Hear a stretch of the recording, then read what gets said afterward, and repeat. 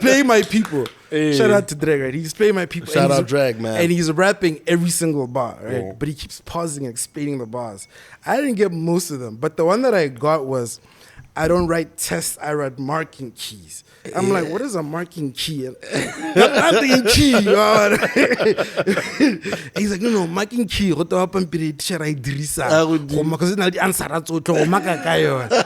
I'm like, yay, what a bar! My mind blew up, bruh. Oh, I have to admit something, okay? That bar was a collective effort. Mona, this is the first time I've ever admitted this shit. That bar was a collective effort. Yeah. I don't write test, I write marking keys. We were in... I don't battle little niggas because I burn them seeds. We had this...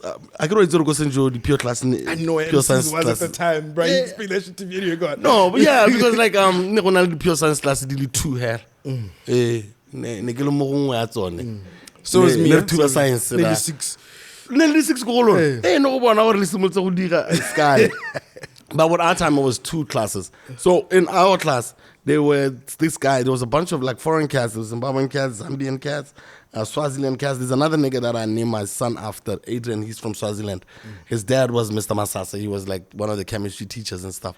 So all these dudes would always, like when you pass, it's like, come on, man. It's a marking key, man. Marking key. And you have to imagine, I write this album immediately like it's a Form 5. Nah. The first thing that came to mind is like, what? Yeah. Checking that shit. But it was ours. And then every single time they see me, it's like, we need our card. For that. So yeah. it's a Joe thing. Yeah, it was so I have to give them the props. Shout out George, shout out Emmanuel, shout out Chewe, all of them, man. Buipelo Matenge, all of them. Like, Tumisang, all of those people. Like, they're out here doing amazing things. That's the bar too. Like, they're not going to get like Scar to do the thing as a local guy.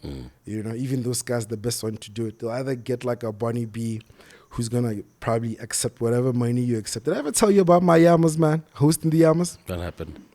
Did I ever tell you about that? Tell me, Papa. Bro. So I get called to do the YAMAs, Wawan.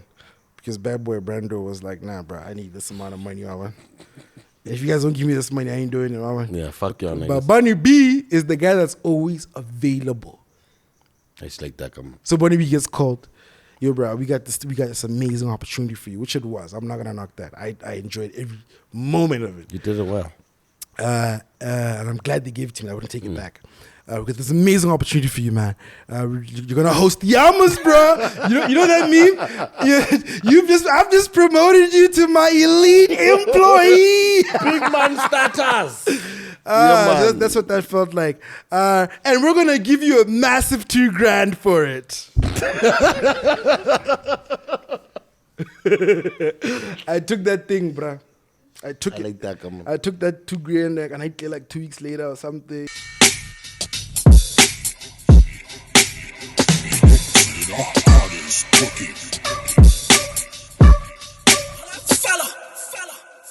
People of different identities.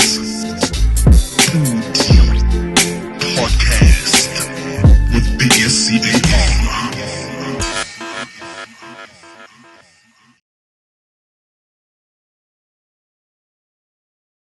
Yo, what's poppin', everybody? Welcome to another edition of the Podicast right here in Gab City, straight from Leo's Inn, right here, Kako Middle Star, Kako Extension 11. That's where we are usually recording at. And Leo's Inns are not only here, there's one also, Kako Mogoditane, Kako Kasiaka, Kako. So, one house I drop it in Sili,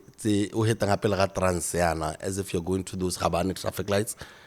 On your left, garaging on the side, but like it's a very fancy place. You can see it once you get into Mogoditane going towards that Habani Road. So make sure you check them out, and their hospitality goes for as low as $350. So a room is easy to get. So come through, man. That's about to go and think like niggas are just gonna accommodate you. No. 355 klipanya no. So that you're comfortable, Some word of advice from Uncle Caesar. But anyhow, welcome to another edition of the show. My name is Scar, and I'm your host as usual. Shout out Local Corner. Remember to follow and like the pages throughout all of the socials. Today is a different kind of show. I hate describing the shows that we do. We just do them. Okay, you will feel what it is for yourself once we're done with it. And I'm sure you saw on the flyer and you're like, who is this young ass nigga? What has he done? Why is he here? And why do we have him on the Podicast? Well, I think that this is one of the most talented of BW's younger broadcasters. A guy who I feel has never really gotten a fair shake as far as what, BW has to offer as far as the promised land, broadcasting. Because, sometimes as young people, as I've seen on social media, there's a lot of complaints about, you guys are staying there forever and you're not moving. So this means we're never going to get a fair opportunity. Get around myself, the V's of this world. I'm talking about who else has said, there's a lot of that thinking that goes on, but then sometimes comes really, really good talent, like the one that we have in the house. And you wonder, but why isn't this guy with his brilliance making it to where he needs to be? I think he'll answer that. I have my own reasons for why I think that happens. And he's going to be talking about himself. And we're going to be talking about the state of BW entertainment industry and why we don't get as many new faces as we would like. Are there any gatekeepers? Because we like having that conversation. I think I've said as much as I can, and we'll talk about other things. He is qualified. He's been a broadcaster on Yarona FM, and he is, I guess, since recently, I don't know if he's still on Pula Power. Ladies and gentlemen, in the house, Bonang Moromutsi Mafokate, a.k.a. Gap City Official, a.k.a. Bonnie B. Come on. Yo.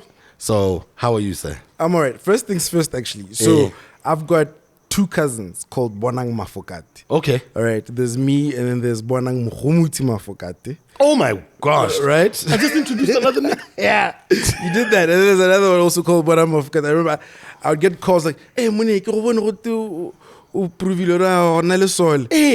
your whole name. I'm like, nah, bro, that ain't me. I saw something about Cresta. I was like, yo, this nigga got some stories to tell. It's not me.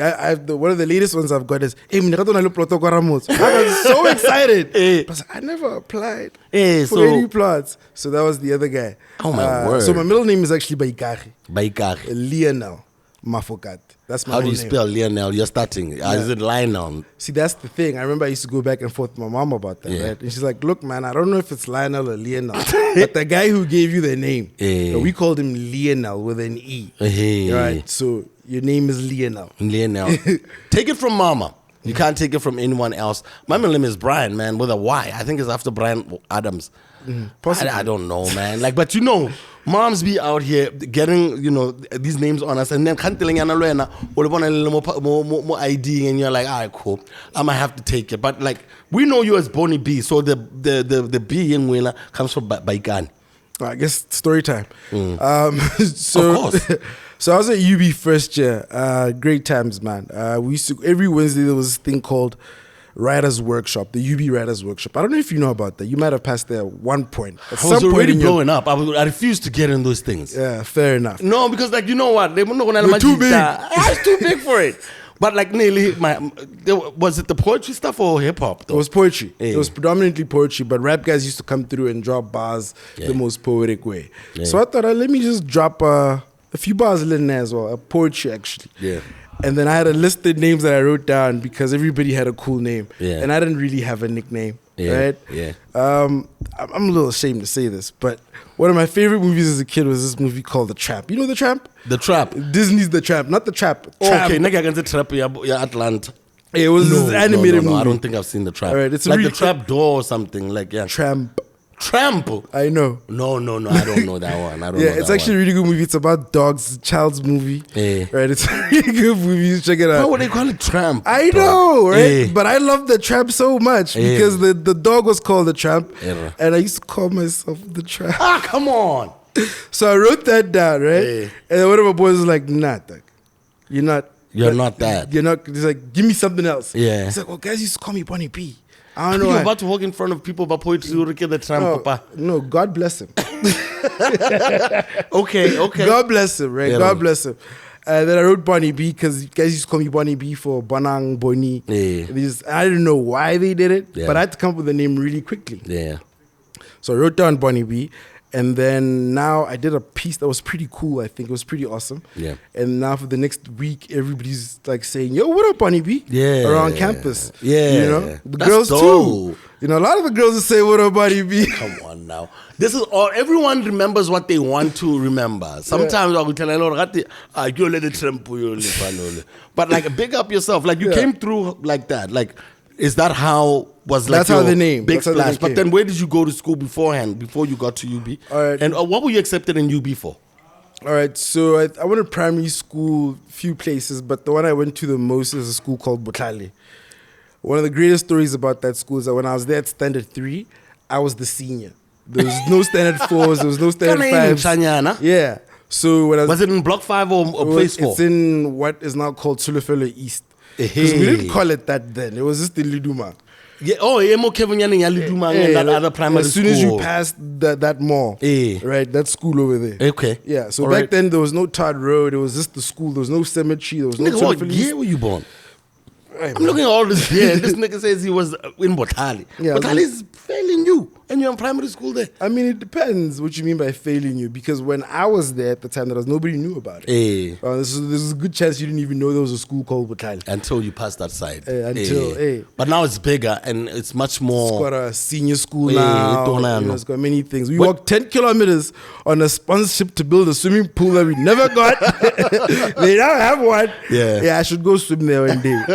No, that's dope. So, what year though were you born? I was born in 91. 91. Yeah. Black somebody. Okay.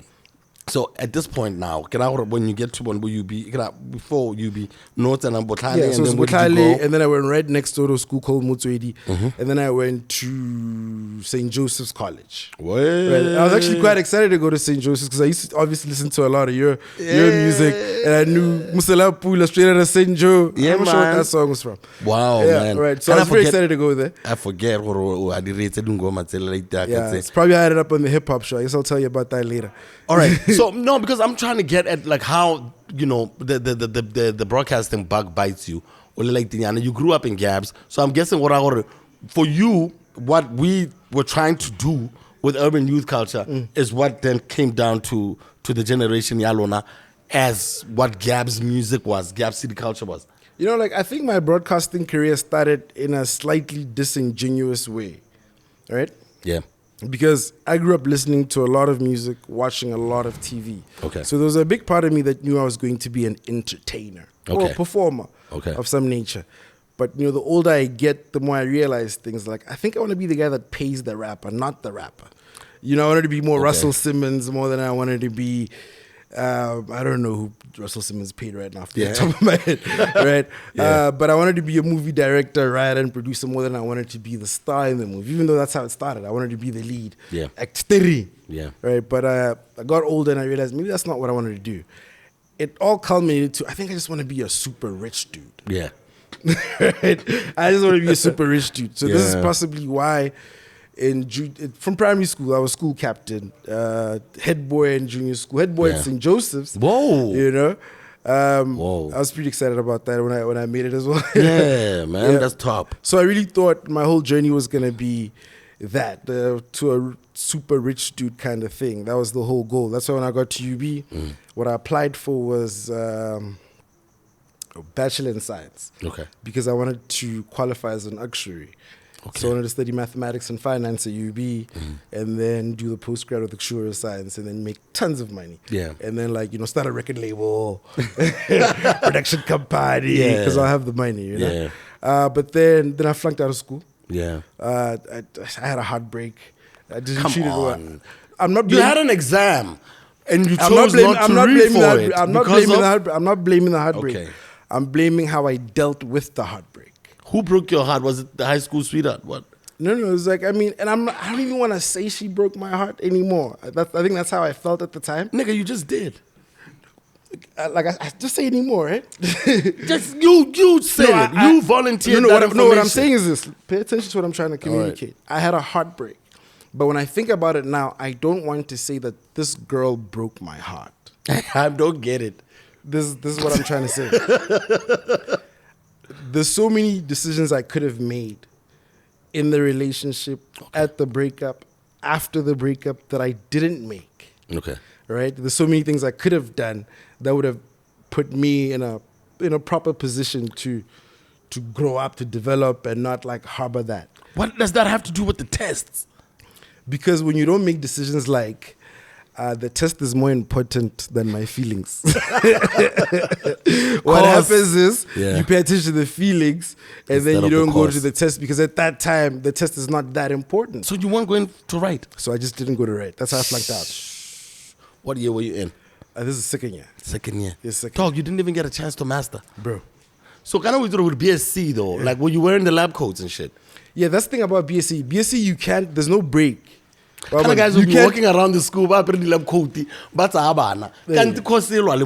you can't take a break. That's the thing. You can't say, "Oosh, let me go nurse this heartbreak. Ish, let me go nurse this."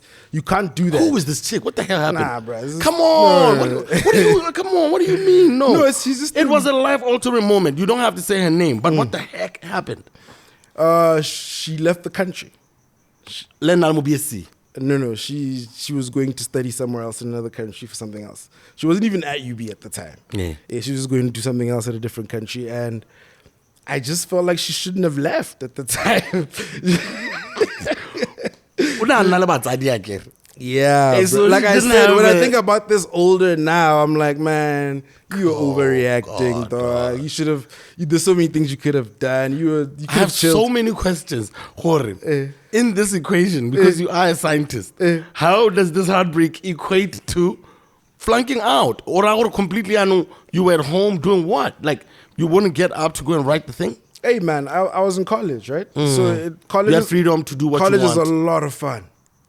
It's a lot of fun, especially when you just come out of high school. You don't know some of these things. There's so many people that are just like you. Yeah. You'd never known that there's this dude who's just like you, and you guys have the same things in common. Yeah. You guys can do whatever it is that you guys want to do. You know what I mean? Yeah. I think at the time for me was I just discovered really crazy internet. Yeah. Right? Because back then, I mean, for you, it's clearly not a long time ago. But for me, in 2010, when I got there, I had never seen I had never seen internet that fast, Scar. I was downloading movies in 3 minutes. What is this? Were you on campus or off campus? I was on campus, bruv. I was staying on campus. Yeah. And that's too much freedom. It was you too much freedom. You can eat when you want. Bro. You can go to class if you want. No one knows if my you've been big to brother, class. who's not really my brother, but my big brother at the time, he's Mr. UB. Yeah. Right? Like, he's like the most popular guy on campus. So you niggas are pretty at your crib or some shit? Like, you niggas are like out here pretty ass niggas just ruling this, and you didn't go to class. Yeah. Oh gosh. So like one thing leads to another. You don't write What a did test. he say? What did he try to do? Did he try that too? Oh my God. But God bless him. He got his life together. He's doing really well right now. Okay. Yeah. So when you flunk out on your second year, let me guess, you're what, 21? Yeah, I'm like 2021. Now I gotta go back home. I gotta explain this to my parents, which took me a while, by the way, months. Like I was one of those kids going to campus with my backpack. You thought I've got no class. I know them niggas. Bro. Bro. And sneak into the lecture hall. I use it. Okay, and I think some of them, they were were traumatized. I think it was mainly because with you being fail and discontinue, FD, they used to have this board next to like when you enter onto the campus from the main gate, before 411 boarding and they will show your grades, but like people don't know what it is and whatever. And sometimes I don't know if they put names and school IDs and whatever. Yeah. So you were put on blast immediately. No, and but how's not going to FD? Some people really were traumatized that badly, and they kept coming back to school. Yeah, as and if FD was a nothing whole happened. thing, man. And you know the other kids were terrible. kids will stop being friends with you if you have deed, man. You know I that? have deed hard. Yeah. Hard. At least I was on my third year. Yeah. But Like fourth. that I makes was it in my better? fourth year. Like No, that- actually, I was in my fourth year, first semester. That's when I flunked out. Yeah. Niggas think econometrics. Niggas say. Yeah, but like this is a degree, bro. First year, if you didn't finish, you didn't finish. Yeah, It but I doesn't got matter. brilliance. You know what I think about university, though? Eh. Because I keep flunking out. I just flunked out of another one recently. Not flunked out. I just jumped ship. There's too many kids in my class, nigga. Like, I think I can hire these kids. You know, because they have no experience. And like, Bro, there was a time I was in class with one of my teachers. yes. No, I didn't want to be that guy. Like this dude used to teach me in high school, and I'm there in a math class, and he's in there with me. But you see, this is how then in Nangore education got redundant. Yeah, conventional education is like, here I am. I have all of this knowledge about broadcasting and all of this stuff. I'm at Limco. I'm in class with all of these kids and whatever. And shout out the Ministry of Youth, Sports and what for giving me the sponsorship. You know, I was like, I'm starting to get hired, and I know all this shit. Yeah. You know, and good, I'm so desperate to get hired that I have to do a whole 3 year course. So no one is going to hire me because I know some shit. People are just going to hire me because I come through with this qualification from this part where I didn't even feel like I was learning anything extra. I just knew technique. Yeah, I actually completely get this. I'm one of the people that actually understand this process, or at least I think I do. Right? Do you know what it means? Right? It's whenever you get into an office and you get hired and you have like many supervisors, because there's always your boss's boss, and there's always deadlines and there's always things you have to do with people you might not like and things like that. If you've completed a degree, right, what we know is that you've been at least one time in group work with niggas you didn't like, and you managed to finish and submit. Yeah. We know that like you completing tasks. You know what I mean? You were set a date and you managed to do it and finish it, right? But like now, if you can't even finish a degree, man, how you gonna make us money here? How you gonna like submit the remittance? At the end of the cycle, one time, you know what I mean? I feel you. Yeah. No, but if all a degree shows sometimes is that you stayed and stayed consistent at something for 4 years and you never bailed. So that's why it's hard to hire niggas like us. Yeah, and then there's some things, there's some degrees, right? There's some degrees that like the work that you do. You remember that line? Where am I going to use Y is equals MX plus, right? There's guys who use that at work every day. Right now. There's guys that use these things that you thought you would never have to use ever. Every day at work, they're solving problems, serious problems. Yeah. Like even computer programs aren't enough to just solve this problem without this individual. So it's important. So it's actually important. You can't take away from it, regardless. Yes, it has its flaws. Yes, it could be improved. Yes, it can be done in a shorter period of time. Yes. Yeah. But you can't say we don't need it. All right, cool. Yeah. As you left it. Nah. But that was a long time ago. In hindsight, we should have stuck with it. All right, so second year, it must have been scary. Who's at home? Who are you telling after these months? And while you're pretending to go to school and shit, how did you finally, break it down to them? Who did you grow up around? Man, there was an incident that like happened when I was in these streets not trying to go home, and now I can't even go to school because now I'm even shy because I feel like the niggas know the campus now. Yeah. I don't even really want to go to school, so I'm just leaving the house and just going to chill. Lemaji. Who's at the crib though? No lady. Getting a little lady pretty much actually. Yeah. The Bali comes through weekends, and my sister's married at this point, so she's moved out. Yeah. Something happens, man. It gets wild. And what happened? Basically, I was doing something I shouldn't have been doing. What were you doing? Were you slanging? Wait. No. Nothing that crazy. Right? I was not selling drugs. Every day I was real hard. But like I might have been with people doing things like that. That's how it ends up. But right? I think that's what most people take for granted. Yeah, because those are the people that have all the time in the world. So that you're gonna spend time with them, and I'm with these guys. That's how they make money. They sell things they shouldn't be selling. Yeah. Right. The ops show up, and now I'm the guy who doesn't know how to handle this situation. Clearly, because I'm the one the ops just decided to like handle. Hey. So I got handled, and they're like, I guess during the conversation handling me, they realized, this guy thought they So they tuned me, bro. It's either we take you to the cell, or we take you home. But if we get home and there's no one, we're going to the cell with you. I'm like, I want to go home. Nigga, everyone wants to go home at that point. I get home, as soon as they arrive, guess who just arrived? The time. Olate. Olate, bro. Yeah. And now I got to explain to her why I'm not on campus. Yeah, ne? So that's how I basically told her and everybody, I got up, bro, me, I flunked out. I remember, man, it was crazy at the house.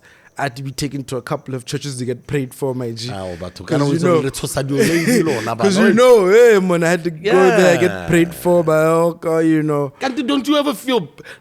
When you're alone, how can you terrible, bro. They prayed for me. And you must understand, I'm the kid who was a head prefect, smashing grades, whatnot, and here I am in these city streets, in these Birdhurst streets. My nigga. You know, in these dusty streets, these dusty boys. Who are these boys? Who are these boys that you are with every day? Bro. Anyway. I was ashamed, man. But they find out, like... Yeah, I gotta be honest now. I gotta say everything, you know? So now I get set down. So, bro, what's the plan? What's yours? Yeah, my plan is, I guess I gotta go back to campus. So I gotta go back to school and I gotta finish my degree. And did I apply for sponsorship? I'm not sure. I think I applied. I don't know if I applied. I don't know if I got it. But basically what happened is BSc is very expensive. Right, and I just lost the whole government sponsorship. Yes, my daddy's not about to go pay for me at UB. Yeah, right. That's a lot of dough. So that's now a lot of dough. I gotta be a man now, and every day. So what I'm doing, I'm spending a lot of time in the house, right? Yeah, and I'm listening to you a lot. The album or the radio? No, the radio. The radio. I've been listening to the albums beforehand, man. Like a couple of years before that. Yeah, man. So I'm listening to you on the radio a lot, naturally, because you're in the morning and I'm early up. I gotta make, you know, tea. Yeah. Oh, jumpy seeds. Cool it down. To be honest, actually, it's my parents who always wanted me to switch on the radio. So I've been listening to the radio ever since I was a child. But now I got to switch on this radio in the morning. I'm not going to listen to RB1 because I think I'm too young for that or whatever. Yeah, man. So I tune on you. Yeah. And at some point, I'm listening to you and I'm trying to get a job.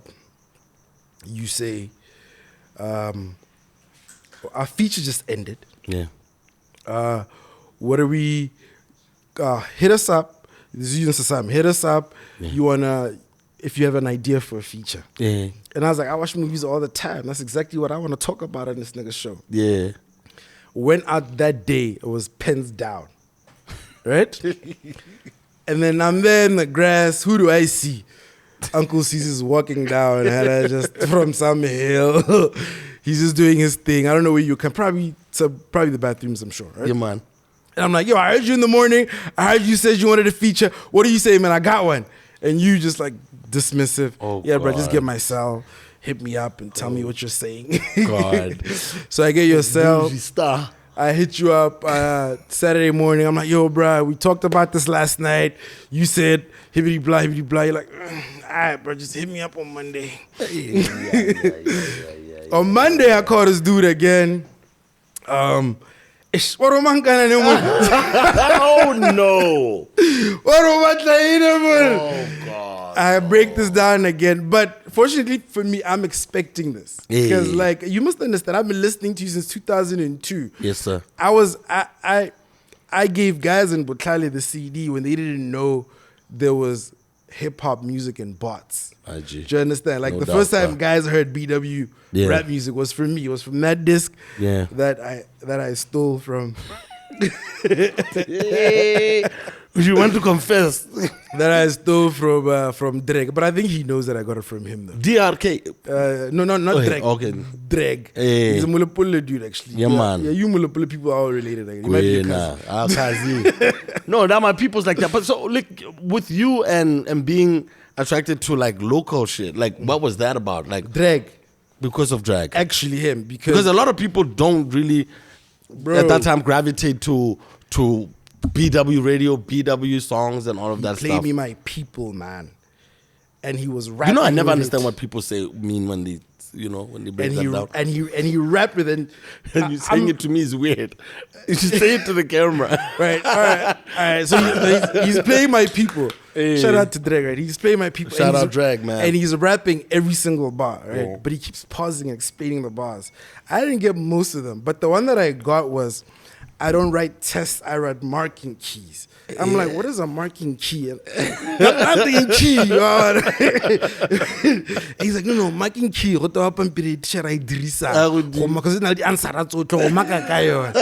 I'm like, yay, what a bar! My mind blew up, bruh. Oh, I have to admit something, okay? That bar was a collective effort. Mona, this is the first time I've ever admitted this shit.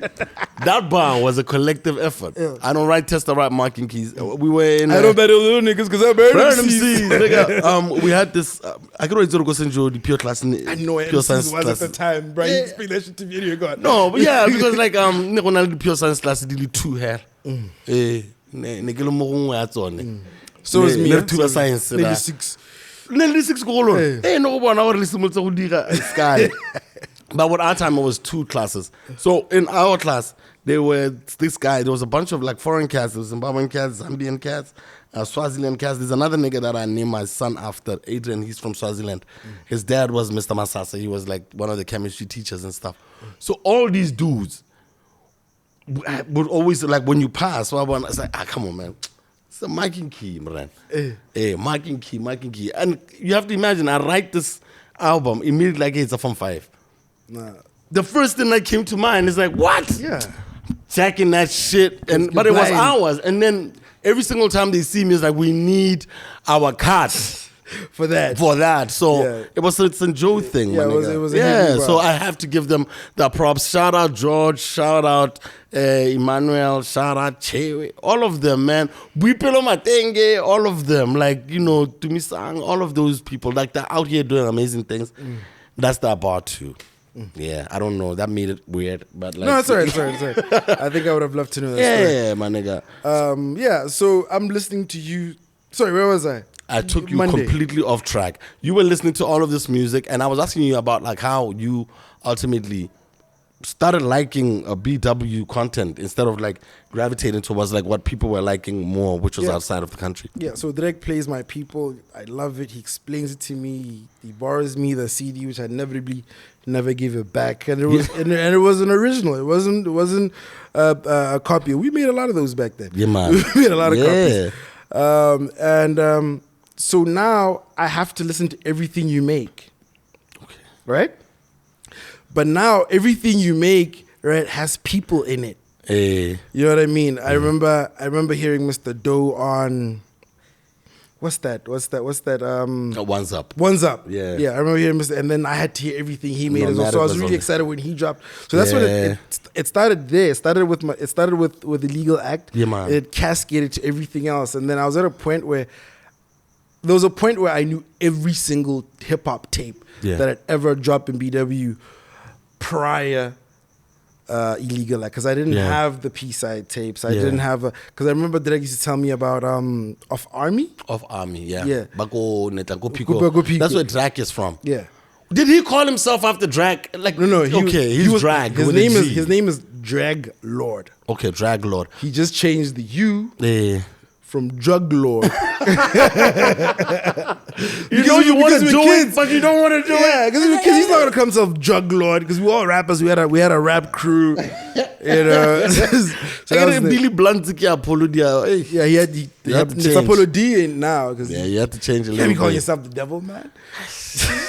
And my guy had to change so many times because of those things. But with you then, when you start following up on all of this music, how then do you gravitate towards broadcasting? Because like I'm saying, every time I got an FD, which wasn't once, by the way, you know, but like I kept coming back. It was scary. You don't know something? Yeah, well, I came back too. Hey, so but like in these spaces, Knocked like me out. there was one time where I had money for it, and I even paid for a whole semester, like Just never $10,000 went. bucks. It's like what? I remember when ATI did that as well. There was a time he came through with a load of cash and he It's like paid, we're out here, Nick. and then he just never came back for the semester. I did the same thing. Yeah. It's like, wow. Ha ke itse But his gore career was really teng, hard wa at that bona? time. It was probably the same thing with you guys. He's performing all the time, everywhere. That was what the problem is. I'm trying to figure out your mindset there. We're making all this money, but we're still scared about our parents. Yeah. So how are you able to like then find a niche in broadcasting? It's like, how then do you find your way so I'm out trying to of get all a of job this? because I want to pay for school fees, right? I figured I watch too many movies, man. You know these American kids, they do everything, and To like make they that make money us for the think thing. we can do it as well, the same Yeah. way that they've done it. So I'm not gonna get a job and pay for this, man. Yeah. Is this school fees? And I'm looking for a job. I think I might have gotten one at some point. In Sefalana. Yeah. It was called MedSurf at the time. Yeah. I'm not sure. But anyway, I'm listening to the radio and you do the thing. A Monday I come through. Yeah. You said come through, meet me up on Monday. Actually, let me tell you this before that, right? I'm so blank right now, dog. Like, when You don't even remember the time. dog. Like, sitting I'm. Don't worry Yo, about these it. blunts. No, it's too much. Don't worry about Too it. much. So no, actually, I'm mixing up stories. So you say you want a jingle, right? Yeah. Or you want a feature. Yeah. I hit you up, but that didn't happen. Yeah. And then you send me to Big Duke. Yeah. Right? Big Duke is like, yeah, I don't know about your little feature, man. I've got something else for you. Right? Yeah. And he gives me a job. He gives me a paying feature. First job I think I ever had. Pay me 1,500. God bless you, Big Duke. Yo, man. Paid me 1,500. And, I just had to record. I was recording a 3-minute feature. The first recording took about an hour. Okay. Because the first time I was recording, I was nervous. I didn't know how to do it. It took a while. But it started getting shorter and shorter over time. Yeah. And then I apply. And then I'm listening to the radio again. And then I hear, looking for talent. Come to radio. Do the thing. Come apply. Yeah. So I go This and apply. is it. Right? That thing. So I go apply for radio. I'm like, I can do this. But here's the thing. I've never pictured myself on radio. Yeah. Right? It's never been a dream. It's never been something that I thought I wanted to do. But now I'm looking for a job. Right? And I'm like, radio. Now I want to be on TV. Radio. Radio guy radio. Yeah. Nah, I'm a TV guy.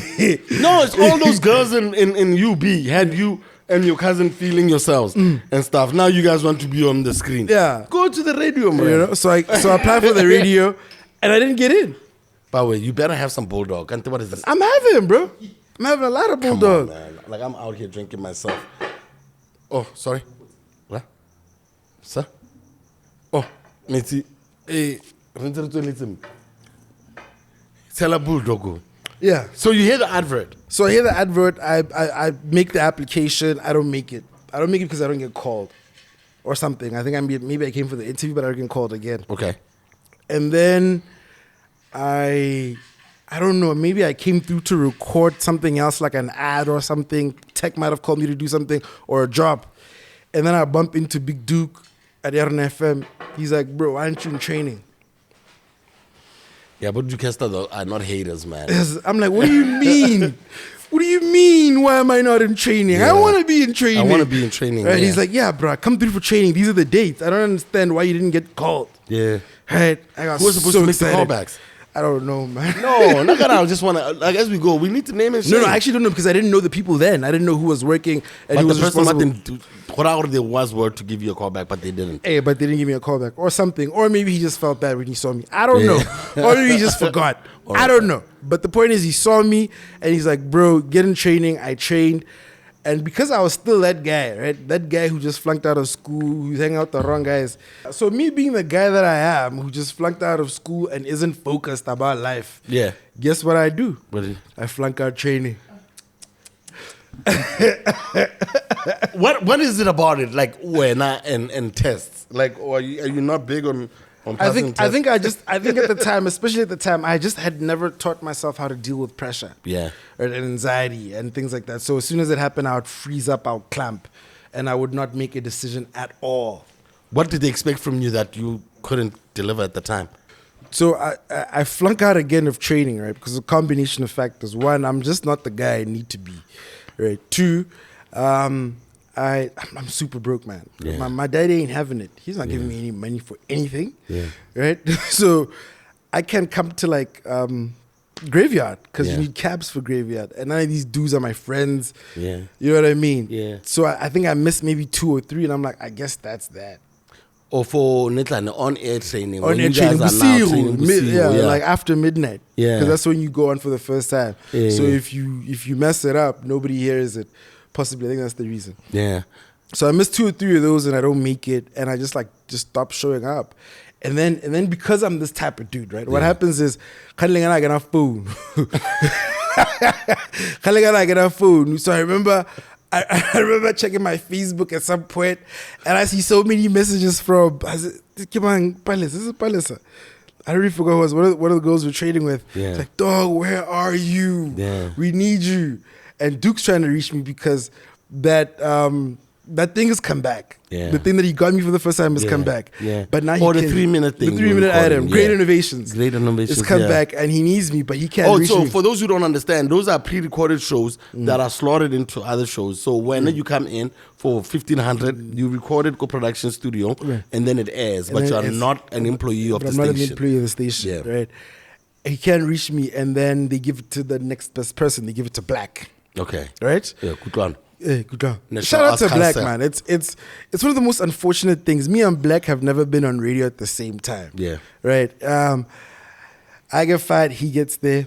He gets fired, I get there. Yeah. I get fired, he gets there. Like, we've never been at the same time, right? Yeah.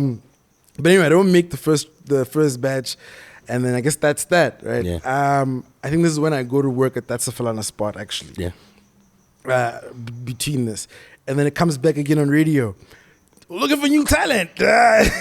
I'm like, I still qualify for this. Yeah. Right? And this time, Big Duke's not the boss anymore, because I think if he was, he would have just been like this on me. He's like, nah, bro, I gave you so many chances. I don't want to do this. Yeah. So you're not the boss anymore. Bonnie's the boss. Okay. I get to the first interview. As soon as I get into the office, Bonnie walks up because he has to go handle something, go sales. So my interviewer is Big Homie K Love. Well, you got the job.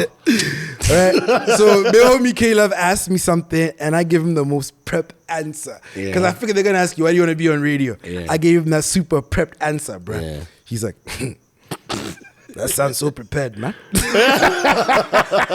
Threw me off. Yeah. Heavy. And now I got to be real. He's asking me like real questions. I answer. And I'm like, I didn't get it. Yeah. But I get a call back. I come back for training. Yeah. Now it's different. Now I'm like, not because I had to sit myself down. I'm like, man, you can't keep flunking out of everything. So I decided to be a character in a movie, because that's how I spend time, just watching. I'm like, I'm gonna do whatever it takes. Yeah. I like to think I'm very intelligent, Yeah. right? Yes, sir. So I'm gonna use that. I'm gonna nerd this thing the fuck out. Yeah. So what I did was I read every available book on self-help. Yeah.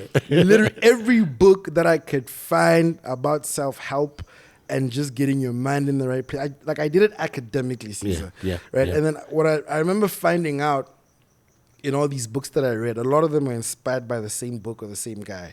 Think and Grow Rich by Napoleon Hill. Okay. They reference him or the book in some way. Right? So I was like, maybe I should go back to the source of this. Yeah. And to this day, that is possibly one of the best books I have ever read, and I completely recommend this to everyone. No doubt. Even if you don't feel like you need to sort your shit out, is this the book that you must read? It's very important. Let me give you a brief history about the book. Let's go, Papa. This guy, at some point, was tasked with finding out why successful people are successful, Okay. right? And Andrew Carnegie told him, just go interview every successful man or woman that you can find. Synthesize that into a book, right? Go find out what they do, how they think, that other people don't do. And he crystallized this into like 17 principles of success Okay. that are really, really amazing.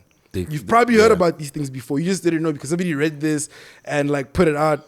No, if there's like 17 of them somewhere, I'm going there. Yeah. Hey, so if there's like some drills in there, so when are you able to pick up? So I read like that, some motivation and and fortunately, because I read all those books in that book, I decided to be, I guess, something else, a character in a movie. I just pretended this was not real. One of the things that I used to do to pretend this wasn't real is after Graveyard, I got fortunate enough to be put in to stand in for breakfast, stand in for you, I think. Okay. Right?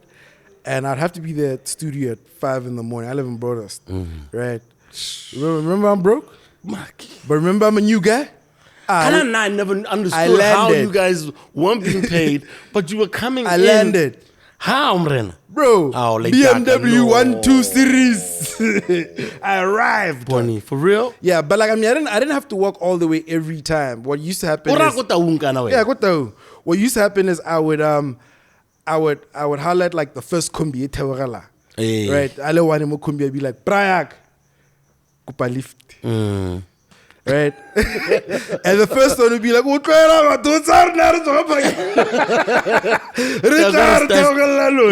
I'd be like, no, it's the small tick. As I'm walking closer to fairgrounds, and security guards would put me on all the time.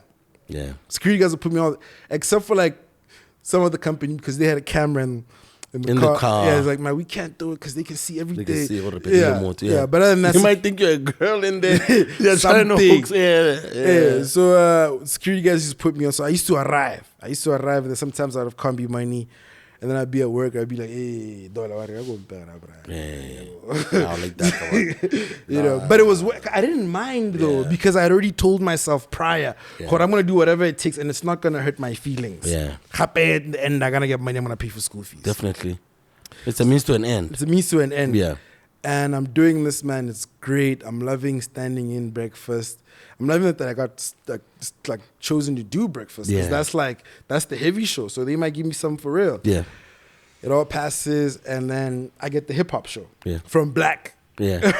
Black was doing Headspace. He was doing it really well. The show was great, but I guess Black being Black, you know, sometimes he show up. You know?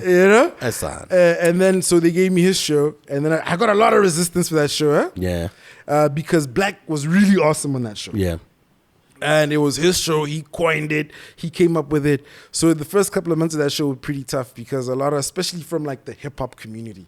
Just break it down for some of the people who didn't listen to Headspace. What were you guys trying to do on the show, and were you able to like achieve like some of the objectives? So here's the thing: I didn't want to do the hip hop show. What was it like? What exactly was the show? That's why I'm going there, so that I can show you what it was and I guess what it wasn't.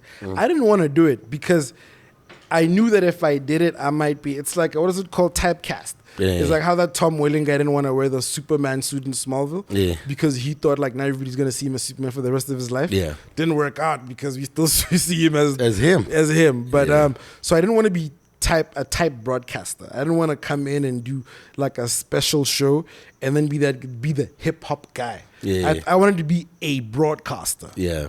So when I got that show, because I was probably the only cat there on training, so it made sense to give it to me. And like they needed to give the show to somebody at the time.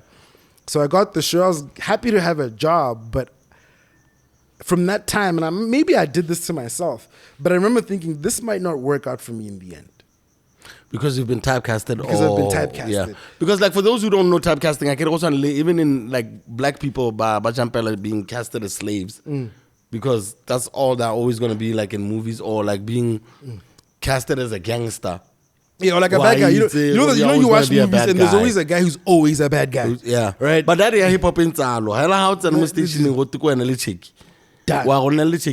And you never get to do other things. So you saw the doom and gloom. I saw the doom and gloom. So like I said, maybe I did it to myself by seeing that doom and gloom instead of like maybe having a more open mind. As a chance to. Hey, so I don't know. Maybe I did it to myself, but I think that's essentially what happened. To answer some of the questions you were asking at the beginning of the show, why haven't I reached the heights that I think I should have reached, or you think I should have reached? You know what I mean? It was from the very beginning being typecasted or type broadcaster, lack of a better word.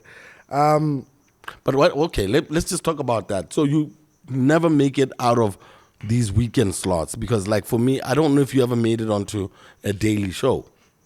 I did for briefly. Which one? I was on Recess on Lerato Mudiega's show. She's still on air now. She's still on air right now. I trained with her as well the second time. Yeah. The first time I trained Lebo Lungo. I could have been on radio the time that Lungo was on radio because that's who I trained with from the very beginning. All right, cool. This just complicated this shit. Yeah. So all of this stuff is happening, and you seeing all of these people that you trained with being able to like elevate. What do you think it is about you that was making it difficult? Okay, I respect the fact that you're also introspective about it. But I want you to talk to it as a holistic situation. There was something else. What do you think it was? There was something else as well, right? So, because you're talented as fuck. When I prep, Show prep. when I show prep, Or Adaide. when I show prep, Oranto. when I day, this thing, Or this Radulas. that day when I found out about it, I was disgusted. I was super disgusted. Not because it has to be done, right? I understand that it has to be done, but I gotta do it. I thought I was just the talent, bro. Now I gotta But and this is just a me opinion. I'm not saying this is how every broadcaster should feel. I'm not saying I'm right to feel this. I'm saying who this was is your how PM at I the time? felt. Who wanted it from you? Who were you supposed to send it to at the First it time? was Big Duke, Hey. I think, and then it was Boni, Okay. right? When did they want it? 2 hours before the show. They wanted it? Yeah, 2 hours or something, or a day or something. I A don't day remember. before the show, Or something. yeah. Not a day. Sorry, maybe the same day. I don't even remember anymore. I don't even remember. That's how. But you know, like I said, okay, now in hindsight. So my problem wasn't necessarily prep. My problem was the lack of a producer. Oh, you wanted someone to do the heavy lifting while you got the glory. Yeah, bruh.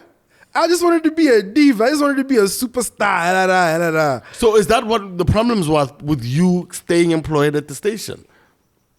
I think there might have been many problems. One of them might have began with, because when we got in, we got all of us that got weekend shows. They all told us, okay, you're gonna get $1,000 every month, probationary, and then we'll figure out. Yeah. Bro, it stayed $1,000, dog. For how long? It never changed, bro. It never changed. I did Headspace for like 4 years, bro. What now? You must remember, the point of this was to pay for school fees. Did you? With what money? With what money? So now I'm typecasted. I'm frustrated. I'm never going to school. Nigga. I thought I was gonna do this for 2 years. I'm 4 in. I'm 4. Not only am I 4, I'm still the weekend guy On a hip hop show. on a hip hop show. I love hip hop. That's my shit. But like, there's more to me than hip hop. But you don't think they knew that? Why do you think, or you stayed for a while there? Because I was like, what the because there's a way that like companies get you, Caesar. There's a way that everybody gets you. And I'm not just talking about them dudes specifically. Them dudes always put you, all companies, they have to put you in a position where, like, if you don't do this, what you gonna do, B? Yeah. You know? Especially if you're also, relax. It's coming. It's coming. What the fuck is coming? It's coming. What's coming? Yeah, it's coming. Wow, but and then 4 or 5 years later. 4 or 5 years later, can't do it. Sometimes when I think about the amount of time we're wasting on people's shit. 4 or 5 years later, and look, I had my flaws. You know, there's probably a bunch of things I could have done that could have improved my status. What do you think was some of the stuff that Prep. made them prep? Of course, I could have done a lot better with okay, prep. so like I think prep is one of the most important things about a broadcast show, and I was one of those people who was beefing a lot. If you saw the interview with Tumi, nearly on the beefing out a lot of the time. Sometimes prep, who's supposed to do prep? I felt like I was the biggest star. And you know, she was. See what I mean? I felt she was doing radio, and they knew her in the radio circuit. But I was like Botswana. I felt like you. I feel like I was a star. I'm a star. Beyonce. I woke up like this. You know what I mean? Now I must do prep. What are you saying? You don't have somebody you pay to do this. Mariano, akanya ya radio ya mapakela or something recently 2 hours before, or actually 8 or 9 p.m. the night before, and which was like. Ultimately, what was my demise on radio? When I got into an argument with someone because they never did prep. And I understand the importance of prep now, which is why I think we're able to get some success. But back then, it just felt like someone was, so or was there other factors that... Because, so like prep, and then me constantly... asking for money. Well, not asking really, because I never really asked for it per se. But I always like gave that attitude when I was like,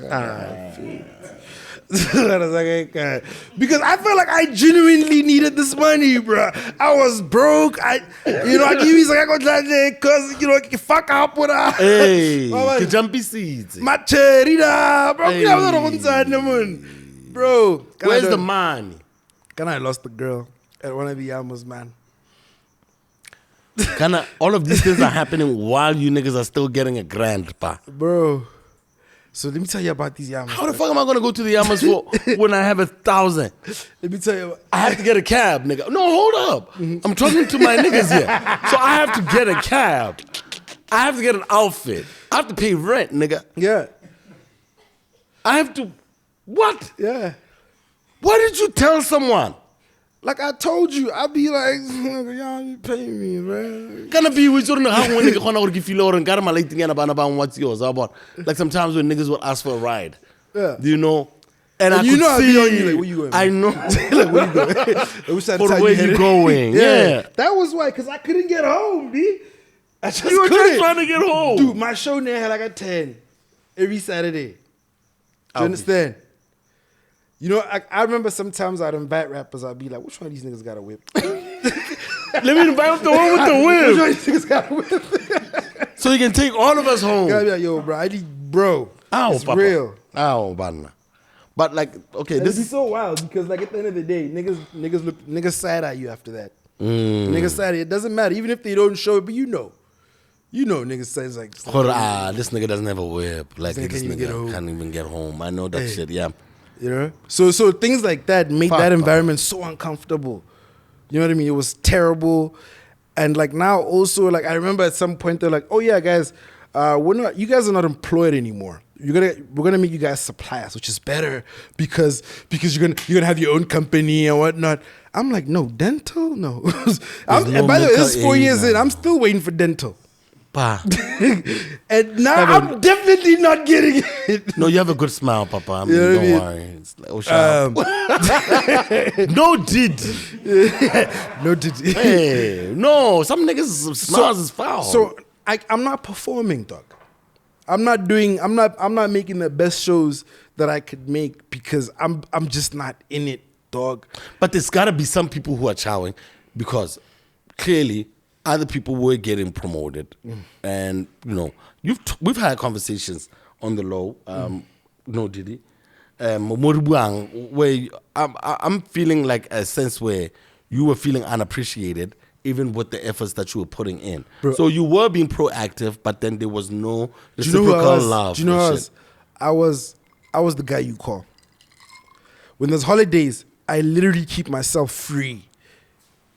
I like, you know how many weddings I've missed, how many family things I didn't go to because I was like, the holiday's coming up. I'm going to keep myself free because Scar's going to leave, you know, so they can give me a call so I can handle that. Yeah, get rid of the geeks. You know, and that's the only way I could make more. And that's the only way I could make more money than $1,000. Yeah, is if I stood like because they were happy not to pay me. Did they take the money from you? No, they took it from me. Yeah. Oh, thanks, man. Nah, no problem, Papa. No problem, man. Right. So a combination of these factors where, like, you know, I'm not sending the right prep or not sending it, or I'm just not putting in the effort I should be pulling, and then it all came down really bad when they canned my show. So my show gets canned, and I get told, "Yeah, bro, we're gonna start something new. You're gonna do an African urban music show." In my head, I remember immediately hearing Kwasa Kwas. That's what I heard. I immediately heard Kwasa Kwasa in my head because like that's what African urban music is. If you go to Kenya and try to find out what's hot, bro, you know, like Ronakwana Kwasa Kwasa, or like I guess at that level, even though it might be slightly different right now. Let me tell you something about like Afro music. Like you get into a club, my nigga. Everything just white. Everyone just all white. Like there'd be like smoke coming in from underneath. Baby. But niggas dressed to the nines. And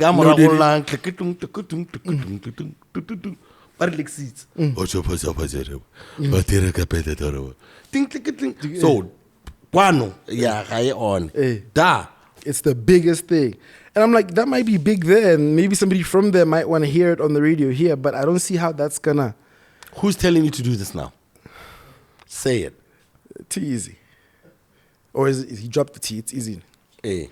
So, what is your relationship with him at that point? Man, Is your what? I mean, I was very excited when they made him PM because my initial thought was, he's one of us.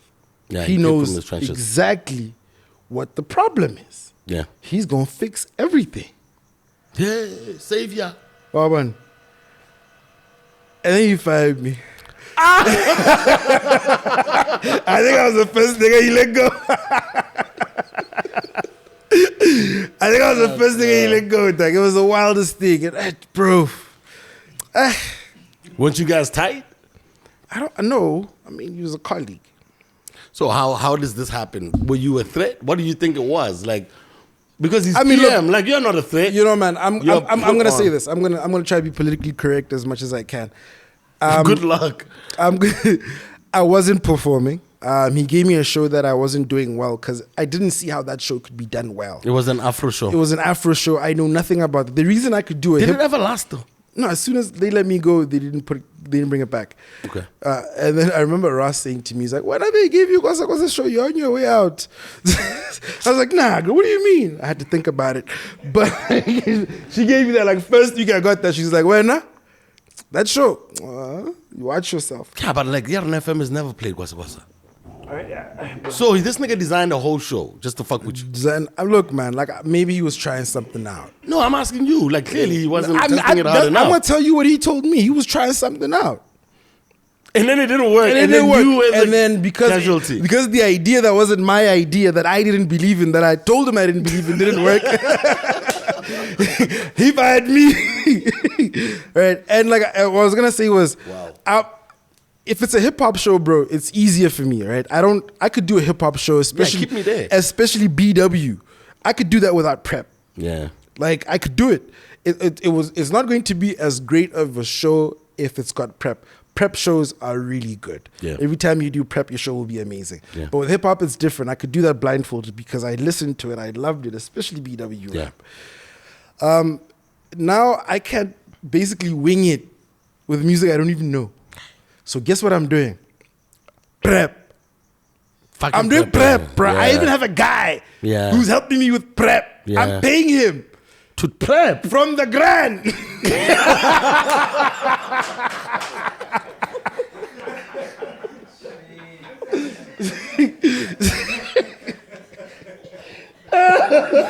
that show was still horrible, dog.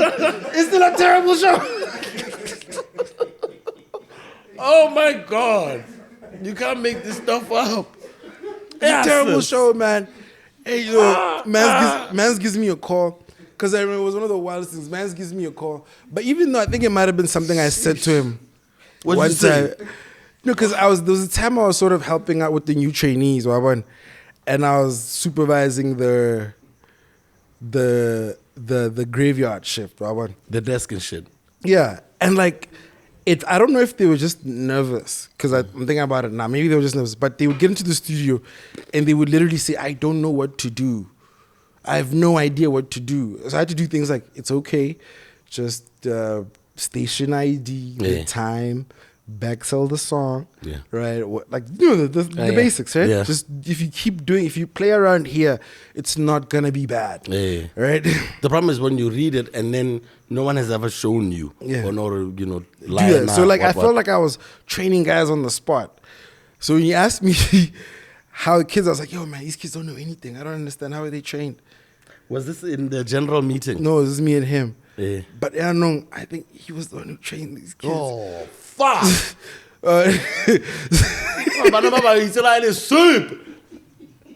So I thought about that much later. But thinking about it now, like I said, maybe they must have been really nervous. I don't think they didn't know anything. Yeah, but come on, nigga. It's either they knew or they didn't. Bro, I don't know. And they give you that dumbness as well. No, man. It's either they knew or they didn't. And like, okay, here we are in this situation where you guys we're presenting at around the same time as well. Like, so now he's your boss and then you get fired and stuff. I think that's where a lot of injustice in your career happened, because I don't want to make certain names mainstays in this this thing, but like when we're talking about like stories of different people, when you bring stuff up and it's relatable, I can't help but weigh in on that, because like I think some people get away with bullshit. You understand what I mean? So I'm trying to get it from you, Honor. Do you think that like situations was it your doing or anyone else's doing that you never got a prime time slot on Yaman FM? I think I could have done better. I think I did. It was all you. I'm not gonna say it was all me, but I'm 100%. All right, like scale this responsibility. How much of it was you? I think 60% of it was me. All right, and the other 40%? I think another 40%, man. I think sometimes I just wasn't getting the shot I should have gotten. Okay. Like there's times when I felt like, yeah, that's me. Yeah, that's me. Okay. You see it happening when somebody leaves and you're like, that's me. That's where I'm supposed to be at. Right, that's me. There's no way. Like you look around, you're like, nah, nigga, that's me. Hey. Right? And then it ain't you. And Yeah. you're like, bro, why wasn't it me? Yeah. And these are things that made me like have a lot more animosity and not performance, because like now you get skipped over once or twice. Yeah. And you're like, how in the world did I not get this slot? And it doesn't make any sense. And then now it makes it worse because everybody else around you is also saying the same thing. Yeah. Like, bro, that was yours, B. Yeah. That was yours, man. Yeah. That doesn't help as well. So I think I definitely got snuffed a few times. Yeah. Yeah. I definitely believe that. Because like people always. But I mean, maybe those decisions were also influenced by like the 60% with me not doing some of the stuff that I should have been doing. Nigga, prep. Prep, bruh. Right. Radio was dope, Caesar, but it was also one of the most horrific things I've ever come across. Remember I told you I lost a girl at one of the YAMAs? What happened with the show? Bro, so because my show is on Saturday night. Yeah. So the YAMAs on Saturday night. That means I'm broadcasting from the YAMAs. Broadcasting the YAMAs. Yeah. For all intents and purposes, I'm the most important radio presenter at that moment, right? Because the product is going through the product. Yes, you know what I mean? Yeah. And then we got 2 tickets, obviously. Yeah. We didn't get VIPs. Because you're not the stars. Yeah, the musicians are not even the stars too. You see? The stars are the sponsors and the South Africans. Now they should have told me that. Because I didn't know. No. You presenters, no. As a presenter, as an employee, right? So my thing about VIP wasn't I want to get into VIP. I didn't care about that. It's where the food was at, people. It's where the food. You remember I'm operating on a deficit budget generally. Right? Tao. Yeah. I got a date, B. I'm thinking I can bring her because it's the YAMAs and I work there. Of course I'm going to be sorted. Me and my date going to be sorted. At least the gaolo. Bare minimum. I'm not even talking about drinks, dog. Gaolo. I got broadcaster. I remember seeing one of the owners that works there.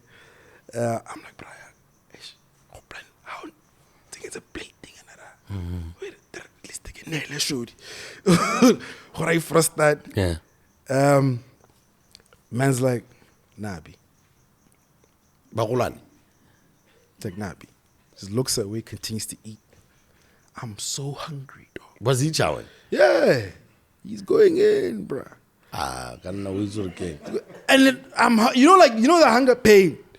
I'm hungry. I'm scroll hungry, dog. And then Shorty's like, bruh, I saw the kid. Because I can't even buy her. For you. Bro. You can't even get for you. And then I remember being able to tell, no, this relationship is over. I remember being able to tell what is happening. Which eventually did go over. Yeah. It did end, right? Not immediately then, but that's definitely what made it. And big homie K-Love, being a big homie that he is, Gwena. Right? He feels really bad about this, right? And then gives me one of my best Yaron FM experiences. He gets me to go broadcast Gore Cross. Oh, Fables. Right? I'm Yeah. at Fables G. I've got that all access pass. Unlike the musicians. Unlike the musicians. They had power I'm age. bigger and than the everything. musicians. You were G. bigger than the musicians. Yes, to be. I'm a nigga. Finally! I'm a star! I've got all access. Oh, gosh, right next to man. the VIP tent where the drinks is on tap. And when I say drinks, I mean like drinks. You know what I mean? Like the 15-year-olds, the What bulldog we are 18-year-olds. now. You know what I mean? What bulldog we are, like proper items. You know what I mean? Real thing that. Real things. Yeah, man. So I had a really great time that night, you know. I didn't get to interview Rick Ross because I don't think anybody got to interview him at all. But it was really cool to watch him live, really close. You know, like Big Duke and Kayla really, they made it up for those Yamas. Yeah. Because like he literally said that out there. It's like, I'm making up for them Yamas. I'm making up for those damn And he Yamas. really shout out to you, big homie Kayla. You like, yeah. No, I love that, brother, for You know, sure. I'm going to leave you with this question. I'm going to go to the lavatory. Hey, like this thing's running through me. It's winter. You can't sweat. So it goes to your bladder. All right. So I'm trying to figure out, do you think that Izzy was jealous because you were a better presenter?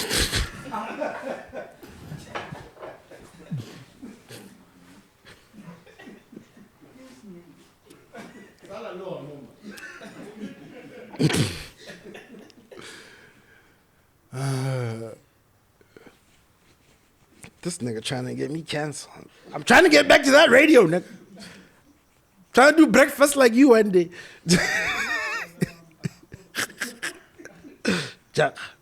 Nah, I'm never doing breakfast.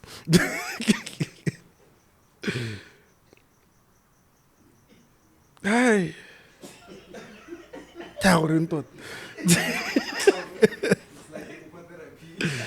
Broski. Let me check the missed call. Can I have people? I hope it wasn't any dead air. I didn't answer. I'm waiting for you. You need to be here.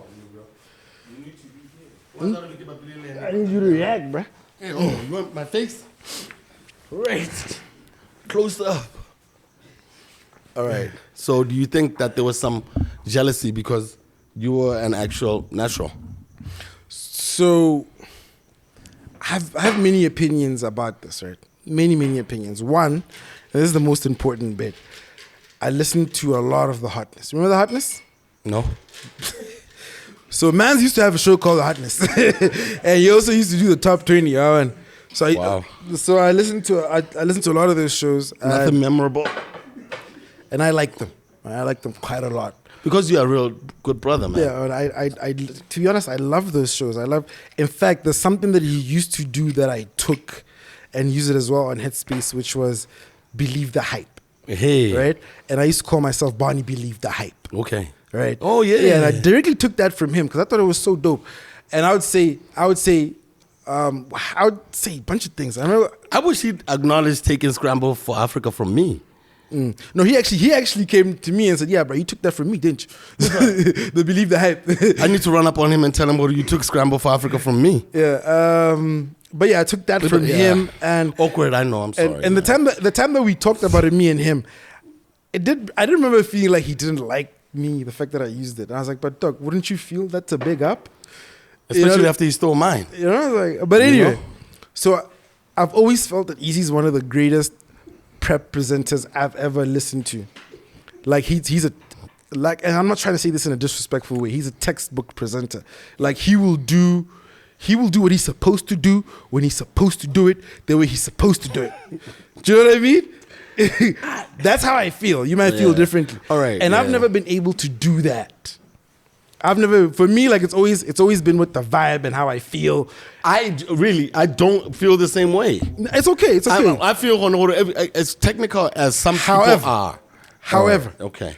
He did say one time in a meeting that he felt some type of way that no other radio stations have never poached him from Yaran FM. Yeah. Right? I remember feeling like, yeah, well, you're not going to do well anywhere else. You're Yaran FM. I don't see it, you know? So I think he was great at what he did and what he does. I think he was awesome. I think he was so great I couldn't copy him. That's how I think great he was.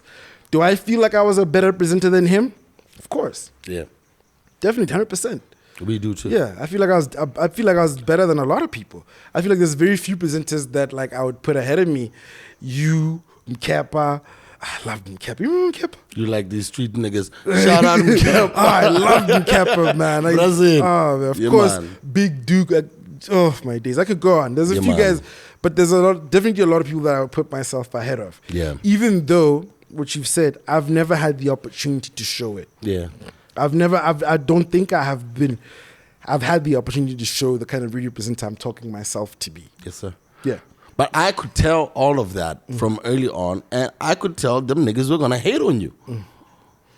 You understand what I mean? And I'm not saying like I'm not a cynic or like I'm really optimistic these days. You know, I got a praying woman. You know, everything is bright. We're aspirational. We're trying to do things better. I'm gonna give her a dap for that. After this show. You know, because it shows and you. And I'm a positive brother, but I know when people have envy towards something that they cannot be, and there's a lot of that in Botswana when it comes to talent. Sometimes when people see talent, they get afraid of it, especially if it might affect them because this is a talented space. So if this nigga is more talented than me and I have to be, like you said, technical and write down all my lines just to be brilliant, and this nigga doesn't even do prep, which is also your shortcome. You know, that's a shortfall as well. Yeah. You have to have the talent and do the prep. No, you have to. You know what I mean? Because the niggas who don't have the talent and do the prep, they'll get it. Get the just job. like they did. Yeah. You know, and that's ultimately what then they end up holding over people with talent, and then people get, start blaming themselves. Why are you blaming yourself like this? All you did was not hand in some shit, man. I shouldn't work that hard, because you blend them. But you know what? That's what people bet on, especially when you have talent. Who do you want work as hard? Because you think because I got to TV right after I got fired from radio, right? Yeah. God bless the big homie K-Love again, because the first TV gig I ever got was K-Love had to go later. Yeah, you know what I mean. So God bless him for that. So first TV gig I ever did. I just did the thing that I thought I had to do all the time, which is freestyle, and it was good enough. I was like, oh my God, I don't have to do prep for this. This is great. Or there'd be like a producer, and they'd give me the things. I'd be like, oh, this is so awesome, right? That's why it is a job. Guess what? Prep it. First show I ever did for TV, I made more money than I'd ever made in like 5 years of radio. Like everything is more than a grand. Everything. Like I put all that radio money together, and I was like, I made more money than this. Like, in one show. And I'm like, okay. God. Oh, was it when you were Botswana tourism? No. I did. What was the first show I ever did? I did a game show. I did a game show on. Steve Harvey. There was, I think this was COVID or whatever. So there had been a while where guys had shot a lot of stuff and gave it to BTV, Lebo Now TV, and there was something that had stopped the tender for like a long time. I don't know if it was the COVID or whatever, but like for like a year or so. They were commissioning some stuff from people, and then right? And that show was one of the shows, and I just got fired from radio. So like now I'm broke for like a whole year, but bro, I was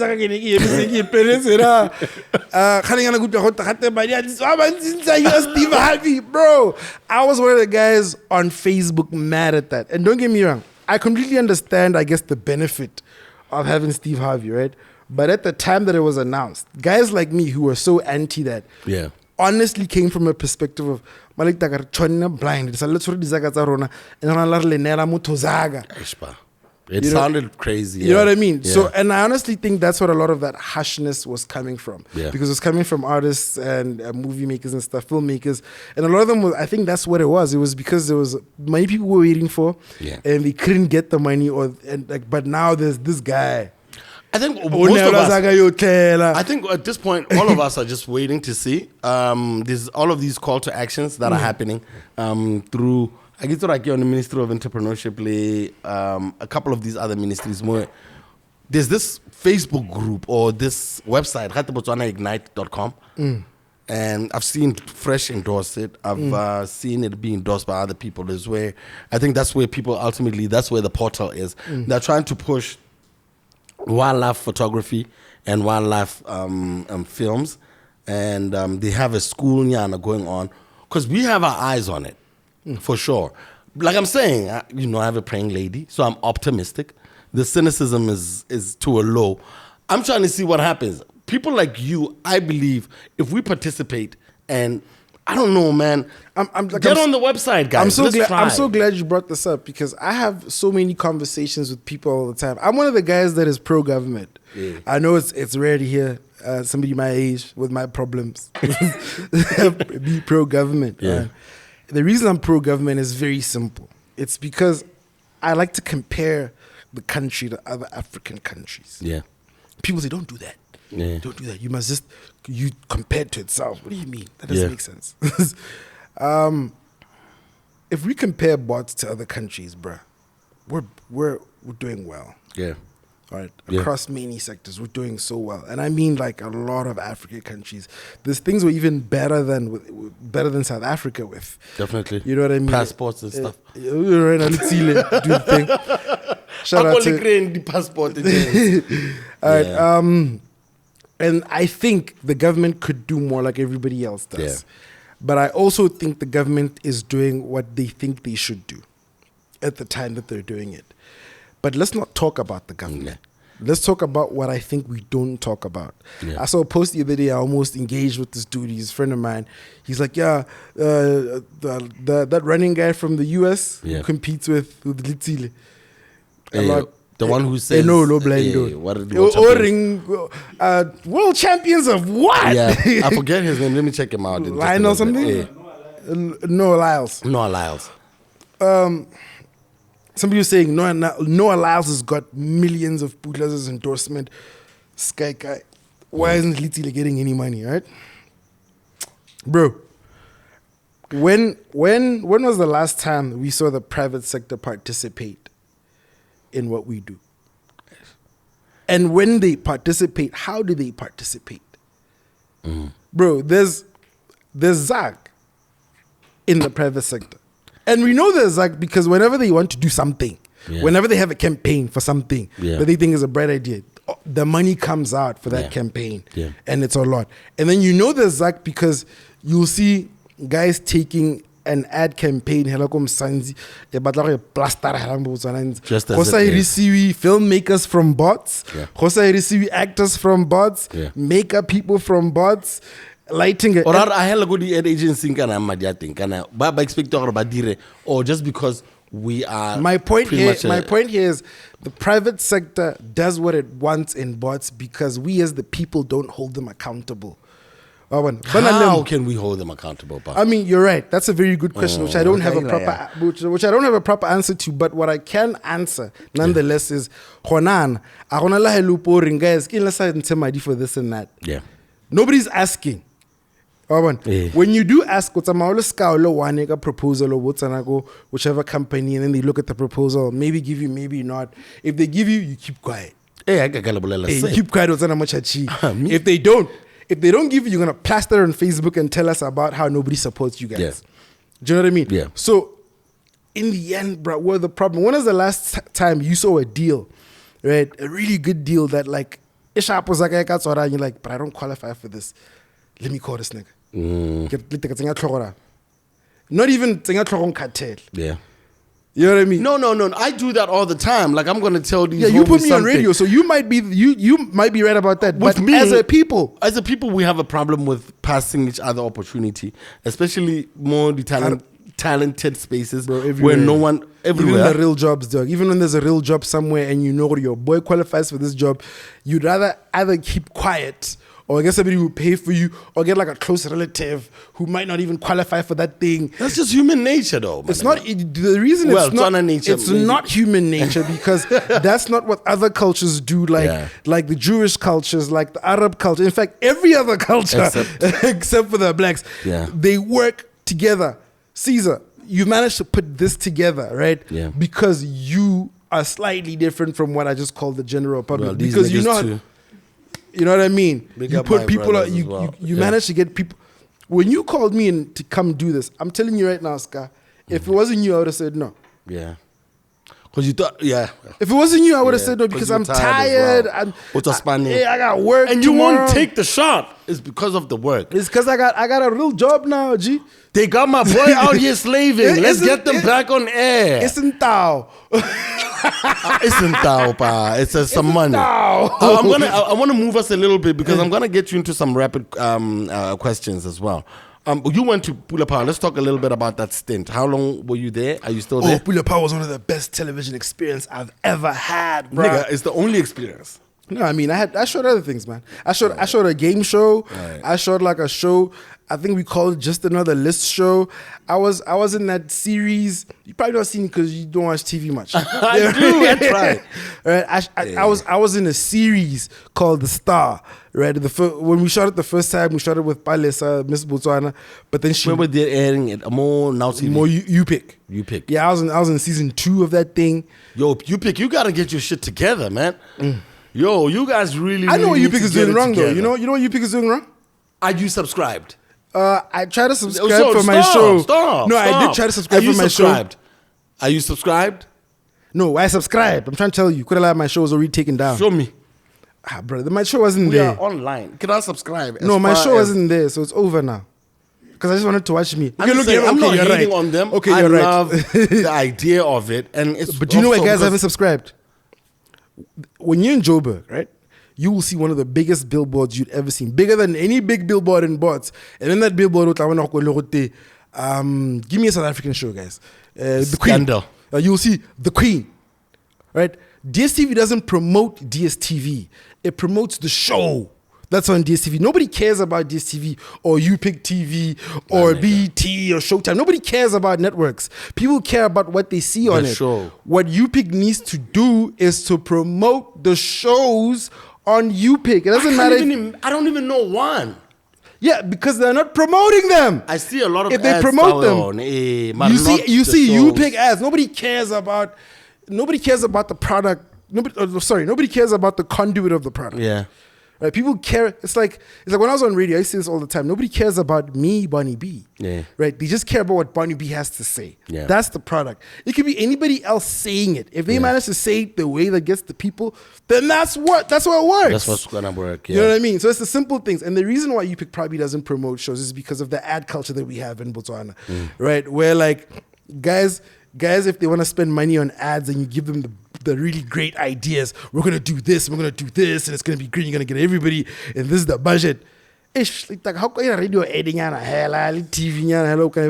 No, it's because these ad executives think they're saving the company money because in I have a little smaller advertising company. I had to do things like that because I had to do better than the Tao. Yeah. So I've been making ads. And that's what I'll tell you, man. Clients in bots especially, and I dealt with the small clients most of the time, but even the biggest clients that you can imagine, even guys that have spent, yeah, now I'm not gonna say any names.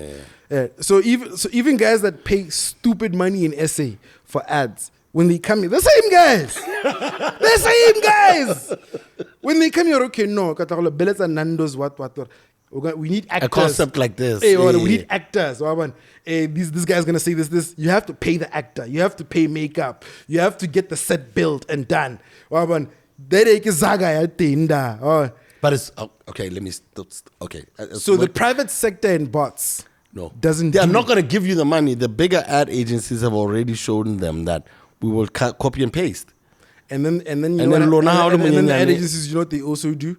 Like they're not gonna get like Scar to do the thing as the local guy. You know, even though Scar's the best one to do it. They'll either get like a Bonnie B who's gonna probably accept whatever money you accept. Did I ever tell you about my YAMAs, man? Hosting the YAMAs? That happened. I ever tell you about that? Tell me, Papa. Bro. So I get called to do the YAMAs, because bad boy Brando was like, nah, bro, I need this amount of money, If you guys don't give me this money, I ain't doing it, Yeah, fuck y'all niggas. But Bonnie B is the guy that's always available. It's like that. So Bonnie B gets called. yo, bro, we got this amazing opportunity for you, which it was. I'm not gonna knock that. I enjoyed every moment of it. You did it well. And I'm glad they gave it to me. I wouldn't take it back. Because there's an amazing opportunity for you, man. You're gonna host YAMAs, bro. You know that meme? I've just promoted you to my elite employee. Big man status. That's what that felt like. And we're gonna give you a massive $2,000 for it. I took that thing, bro. I took like that, come on. I took that $2,000 and I get like 2 weeks later or something. Hayata pili. Ebe itsena iwela mo teng mo. Okay, but how did it work out for you? But I had a great time. This was the biggest stage I've ever been on, and I did this right after we got an opportunity to be an MC at DSTV's iRock. Right? Okay. Yeah, so these are two biggest shows I've ever MC'd or presented, and I'm so happy that I did it. I want to be real for a minute here. So while you're doing all of these stuff and, you know, you're getting all of these opportunities, everyone is celebrating you, you know, to some extent, living a lie because you are not enjoying it, because you are not able to have financial freedom and have comfortability. So when you are faced with a situation like that where you are inside this blur, you know, I've seen myself in those fucking blurs, you know, where you don't know where up is down, and all of that. Where it's like, let me just keep going. Let me just keep feeding this monster. How are you coping? How's your family life? Are you okay? No, bro, I'm not. It's terrible. Are you okay now? I'm beginning to be okay. Oh, yeah, okay. So comparing yourself now and then. Oh, no, I'm eons away from then, bro. Because then it was crazy. Do you know how you get when you're just broke for a day? When you have no money and you have no plan. I call Abby. Huh? Oh, me? I thought you were asking me, for real. Yeah, no, I'm asking you. Being broke? Like when you have no money. Forget other problems. You just have no money. You can't eat. I do really few things. Like, I don't do a lot. Try I'm not think going about anywhere. the last time. Try think about the last times you were broke, but you needed to do things. Oh, gosh. And it broke in a minute. All right, but like basically, what I'm trying to describe to you is a position of neediness that is constant. A constant neediness. You know what I mean? Yeah. And the people really close to you know this. You're Like, wow, short. You're lacking. Oh, but he's always caught lacking all the time. I remember big homie Fox actually one time he's like, yo, my nigga, you think maybe I could hook you up with like some shoes? Because this dude kept seeing me with the same pair for a minute. He's like, yo, man, let me. I remember even, actually, he never got to do that because Martin hooked me up with some Jordans, bruh. Funny. Yeah. He just gave me some Jordans. Charismatic. He just gave me some real Jordans. Nigga. Yeah, that's a real bro, man. Shout out, Martin. Shout out to you, man. Keep having these kids running these marathons, nigga. Because you now walked everywhere. Get Bonnie to be a lead runner. Oh, gosh, man. So it was one of those things. Some good people out there, So these though. amazing people. Yeah. So it was... Man, you're bringing back so many memories. Good guy, Dibala, no. Hey, this nigga was I'll just be because you not hang around the studio for a bit because I'd be like, how am I getting home, B? I hate that shit, man. But I had to pretend I'm straight all the time. And good energy as well. All the time. That's fucked up. So that's where I was the whole time. So this is why TV was amazing because the first check I ever got came after a while. It was like, I ain't never seen this much money. What is this? What is they trying to kill me? Pula Power was amazing. They didn't pay as much as the other TV shows though, but they had a better experience. I mean, I still post selfies that I took from doing Pula Power and stuff. It was a better experience, but I was still the same dude. I still needed more money. I still wasn't like I eventually that didn't last too long either because they had to be like, bro, we don't care if you're like one take God. Yeah, you know. That's not what it all takes. Hey, that's not what it doesn't take. Just being a one take God. It takes you shutting up. right? And not complaining about things because like, we all got problems. Because you know it's a set, man. You know how difficult a set is, man. And like I can understand what my men's went through all the time. Like I'm in this era. You know what I mean? So this is why it makes sense to me later why places like the radio station where I work doesn't prefer younger presenters. So you can fire them easily. Because they don't need to pay them much. They ain't got rent to pay, bro. No, I think you brought me there. Like, do you think that, parents or whatever, like kids need to be more conscious? You know what my mama told me when I told her? Get to, You know what my parents know this, bro. You know what my mama told me when I told her I got a job at the radio? She said, how many people do you know that worked on radio that are wealthy? Hey, it's a trick question. That's what she asked me when I told her I got a job. She's like, how many people do you know that are wealthy that worked on the radio? Dignash. It's Then not a joke. No, Big homie won't come to the show. I'm just dissing. That's what my mama asked me. And I'd never forgot. Like, it made more sense as time went on. Yeah. So, one, parents actually know this because they used to tell us. Remember, they used to tell us, you can't go They know this. And the reason they know this is because parents are the same people at work. 50K. Oh, 50,000.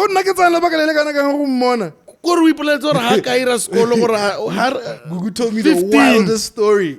You remember Gugu, right? Mavuma. Yeah. Told me the wildest story. They used to get crazy. They used to get paid crazy when they first started, when they were continuity presenters. When they used to have continuity presenters for TV. With those shirts. Yeah. And then I like, one day, some baile at the top comes to me and says, whatever. You gotta take this down. And man's made an arbitrary decision to take it down. And the money that man wrote in like TV 2000 early 2000s, like before so 2010. So the rate, I don't know if this is true, but so the rate that was given in 2000 for TV presenters is still the ongoing rate. Yeah, but I don't think a private company, which is sourced by the government to do a program like the one that you work for, needs to listen to those rates. So were you paid properly at Bulapau? Look, I'm going to say I wasn't happy about the pay. That's what I'm going to say. You're not going to give us a number. You're cool. Yeah, I don't Do you think niggas want to know a number? Yeah. You know what? It's fine. I'm going to give the number because what, right? I think I was getting paid $350 per scene. Wait. Per scene. Like if I did like a link. I'm not even entirely sure how it worked out. But if I did like a link on like a show. So, for example, there's like 6 presenters, right? You need to give that man a mic. There's 6 presenters, right? 6? There's 6 presenters. There's only 4 shows in a month, right? So that means your chances are you're not going to do 4 shows in a month. You might do like segments on another episode, right? Or nothing at all. Yeah. Right? So it just depends on how many scenes you do. Yeah. Right? So you get anything from like 350 to like 2K if you did a lot of scenes. Yeah. Like a lot of scenes. What's a lot of scenes though, homie? Like for real though, Papa? I don't know, man. Like I guess if you did 2K, that would be probably like 5-6 scenes. And that would be like 2 months worth of scenes. So that means in 2 months you're not shooting anything else. Fuck. Do you understand what I'm saying? So like because it worked out like that, it just felt like nah. And then the way it was set up was because we got to shoot in the night. You know, because that's the way like sets be. You know, you want the quietness.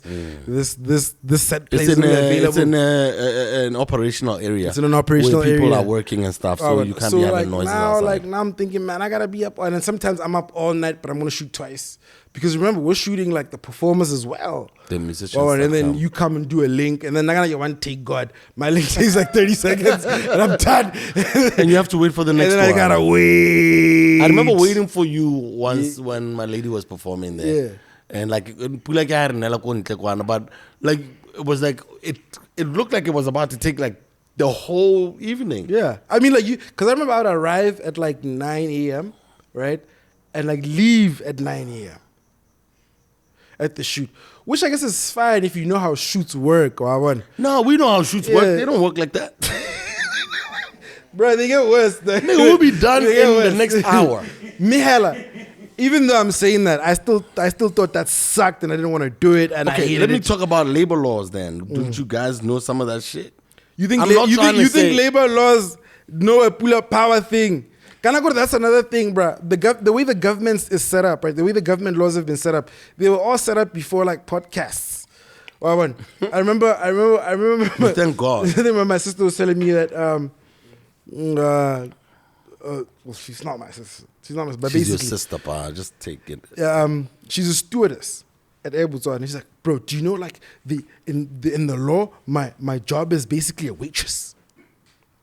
And I'm like, Eish. Umoplaining for tumoflamachini hato waitress. Country to country. Bro, you Yeah. like, you know what I mean? So it's things like that. It's one, guys are accurate about how the government could improve and set up new laws and policies such that things like that don't happen to us as performers and whatnot. You know? But I still believe as individuals, Ronahel, we need to ask for things. Honana, the art council might not be what CAST wanted it to be. Yeah. But guess what? It's there. It's there now. And that's what I'm It's happy there. about. Everybody is like not realizing this thing. Or man's asked for something. And it it's happened. there.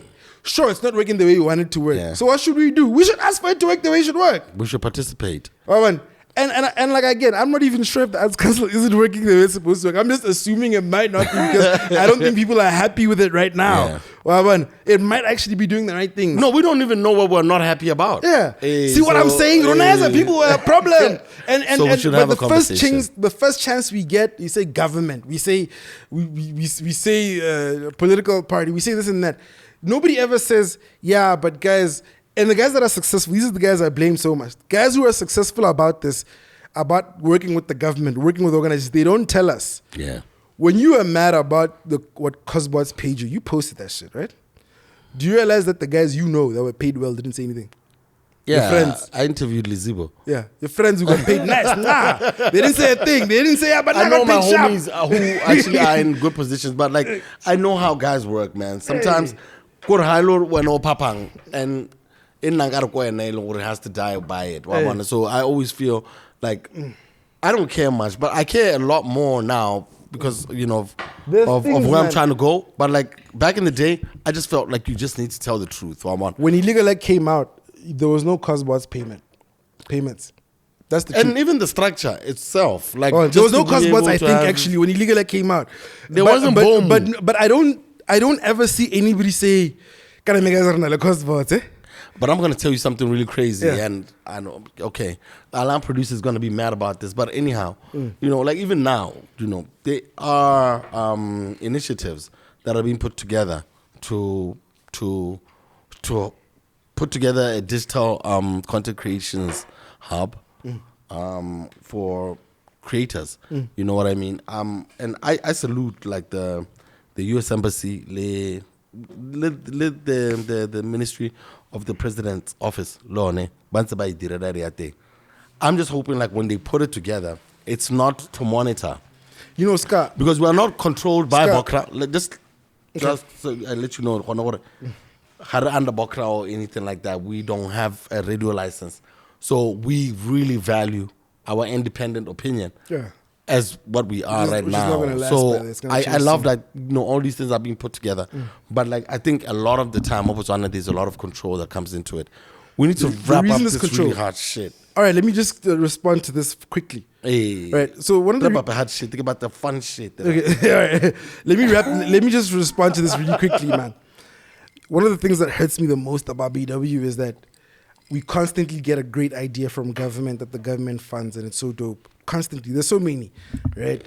One of my favorite ones right now is the Pusha BW shop at the airport. Hey. Really dope idea. I love that. Right now, you're telling me about this really amazing idea. Really Yeah. love this, right? Yeah, they got a But really, you know what? really good idea. But you know what hurts me about this? Somebody's gonna say, "Yeah, but that should have been an individual thing or a private thing. You guys should have given me that money." No way. You guys should. You know what I mean? I know. You guys should have given me that money. But like, when was the last time? And you can ask these guys. I don't think there'll be one because I remember having this exact idea Yeah. where I wanted to get a warehouse and fit it out and make it easy for anybody who wants to create content to show up. The government is working on that right now. Right? And like, it's crazy. I don't know if we're supposed to speak about it, but as like, they're individuals, really going for it. as individuals, we should have been the ones doing that without government funds. Individual corporates, private sector funds. Hey. I believe you. But move away from people's money. Let's talk about this here. All right. Who is currently the biggest musician in BW? Is it Hensi? Is it Posibina? Is it ATI, Chamagirl, Franco, or V?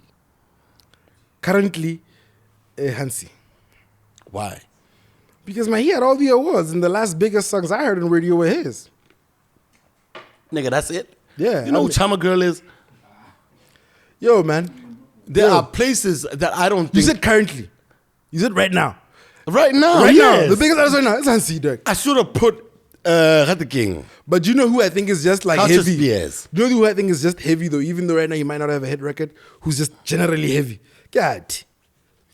ATI is generally heavy. Release.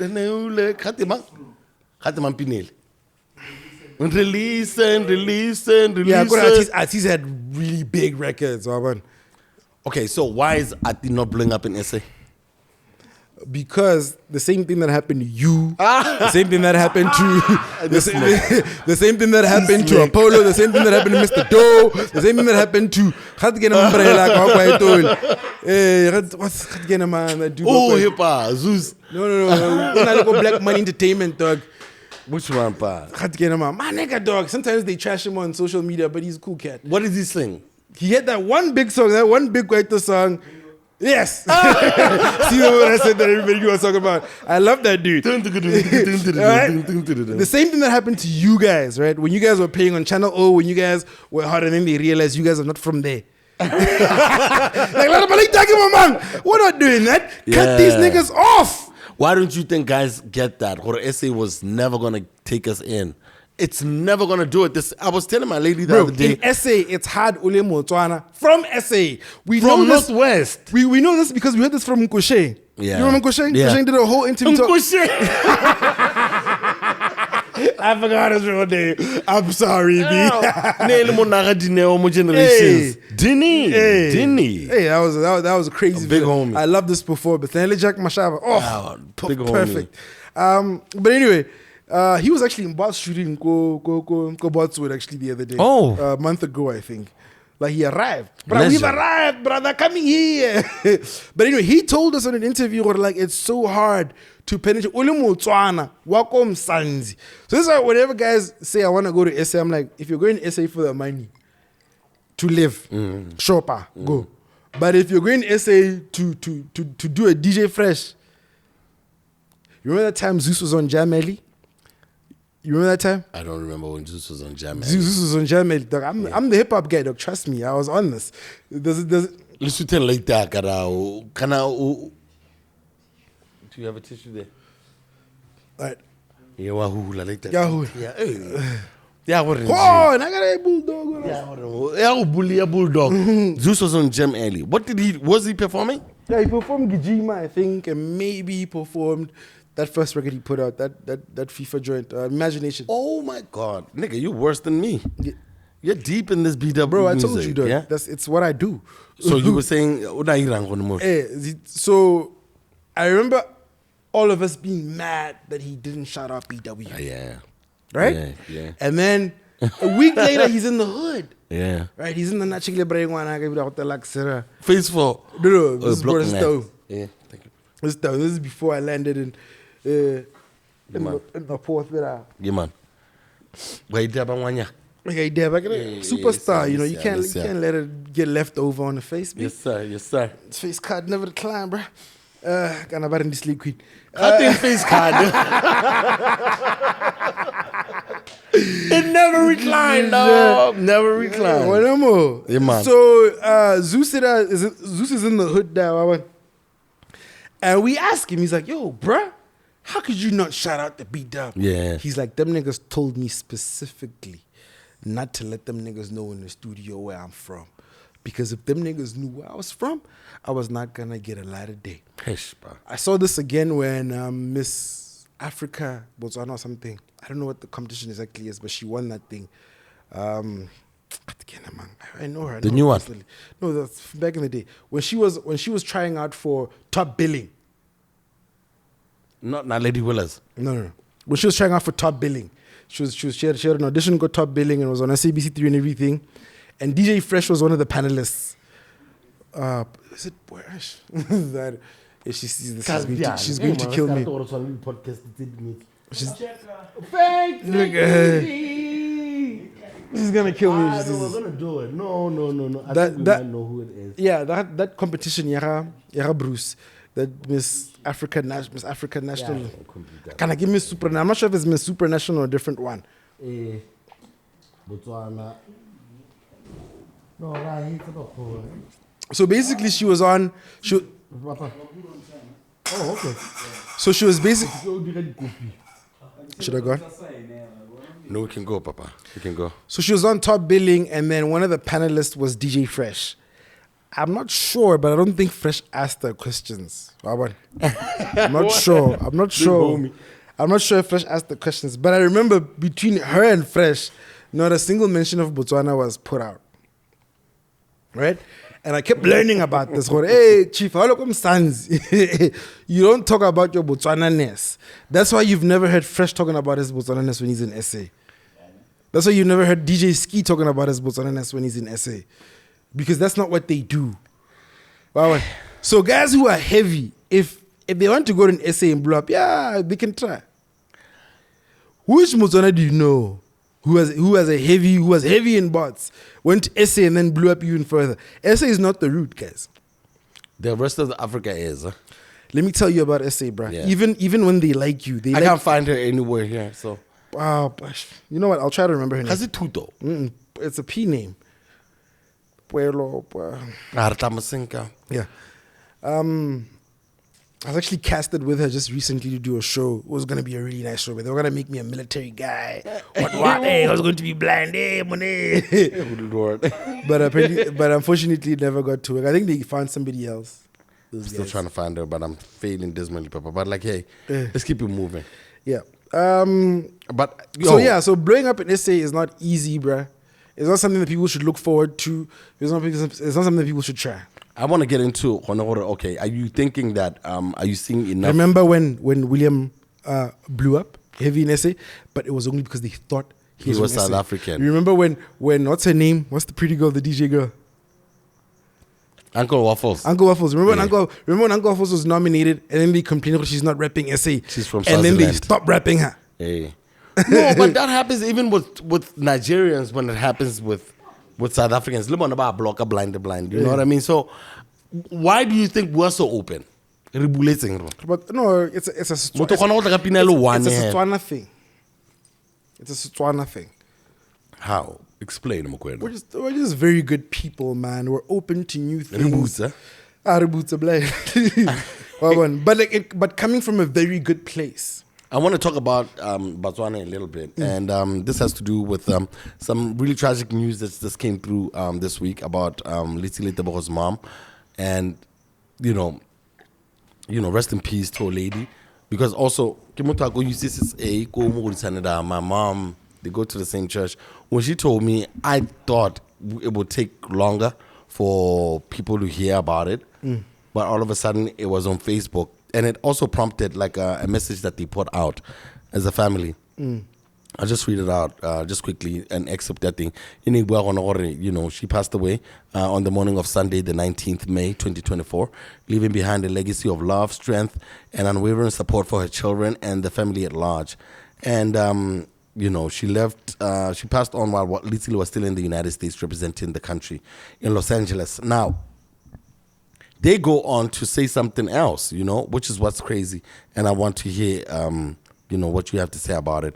While we go through this time of immense grief and loss, we are deeply troubled by the actions of certain media outlets responsible for sharing the news of her passing without our consulting of our family first. We acknowledge that Litsile is in the public eye, and so is part of his life, but this breach of trust and blatant disregard for his emotions and privacy has only added to our anguish during this difficult time. There's They know everything else. there's two things here. this is what they know. They know, we know as a people. For some reason, we're so good at the negative. Because, okay, there's two things. The first thing is this. We as Botswana have failed at keeping our own cultures and customs. For example, one of the cultural things that we have as a people is we don't announce funerals until we know the whole family knows. It's a deep cultural thing. Yeah. There's other things as well that as a Botswana we've completely abandoned. We failed at that as a people. Look at the Japanese culture. They might be modern, even more modern than us, but they've still kept that Japanese thing. Yeah. You know what I mean? Even the South Africans more than us. You know, the Zulu nation, they might be living in the close to the first world, but they're still very Zulu in them. And I think that's one of the biggest problems that we have as a country. We've never collectively decided, this is who we're going to be. I don't think we have anyway. Right? We've never decided, even when things change, we're still going to do things the same way. The second bit, however, I think is slightly more important. Do you realize that right now, Botswana is possibly in the top 10 of the most popular countries in the world? No, the reason being, Lesotho Chombo, Litsile, Mokgweetsi Masisi, because of he's always saying something. The elephants. But mostly because of the elephants. Germany. We will leave those things in the middle of London. Yes, on Hyde Park. So these three things in particular have made us very popular recently. Right? That's we can't fight that, Scar. We can't fight Litsile being a champion, of being the best in the world. He's not the best in Bots or Kalagadi.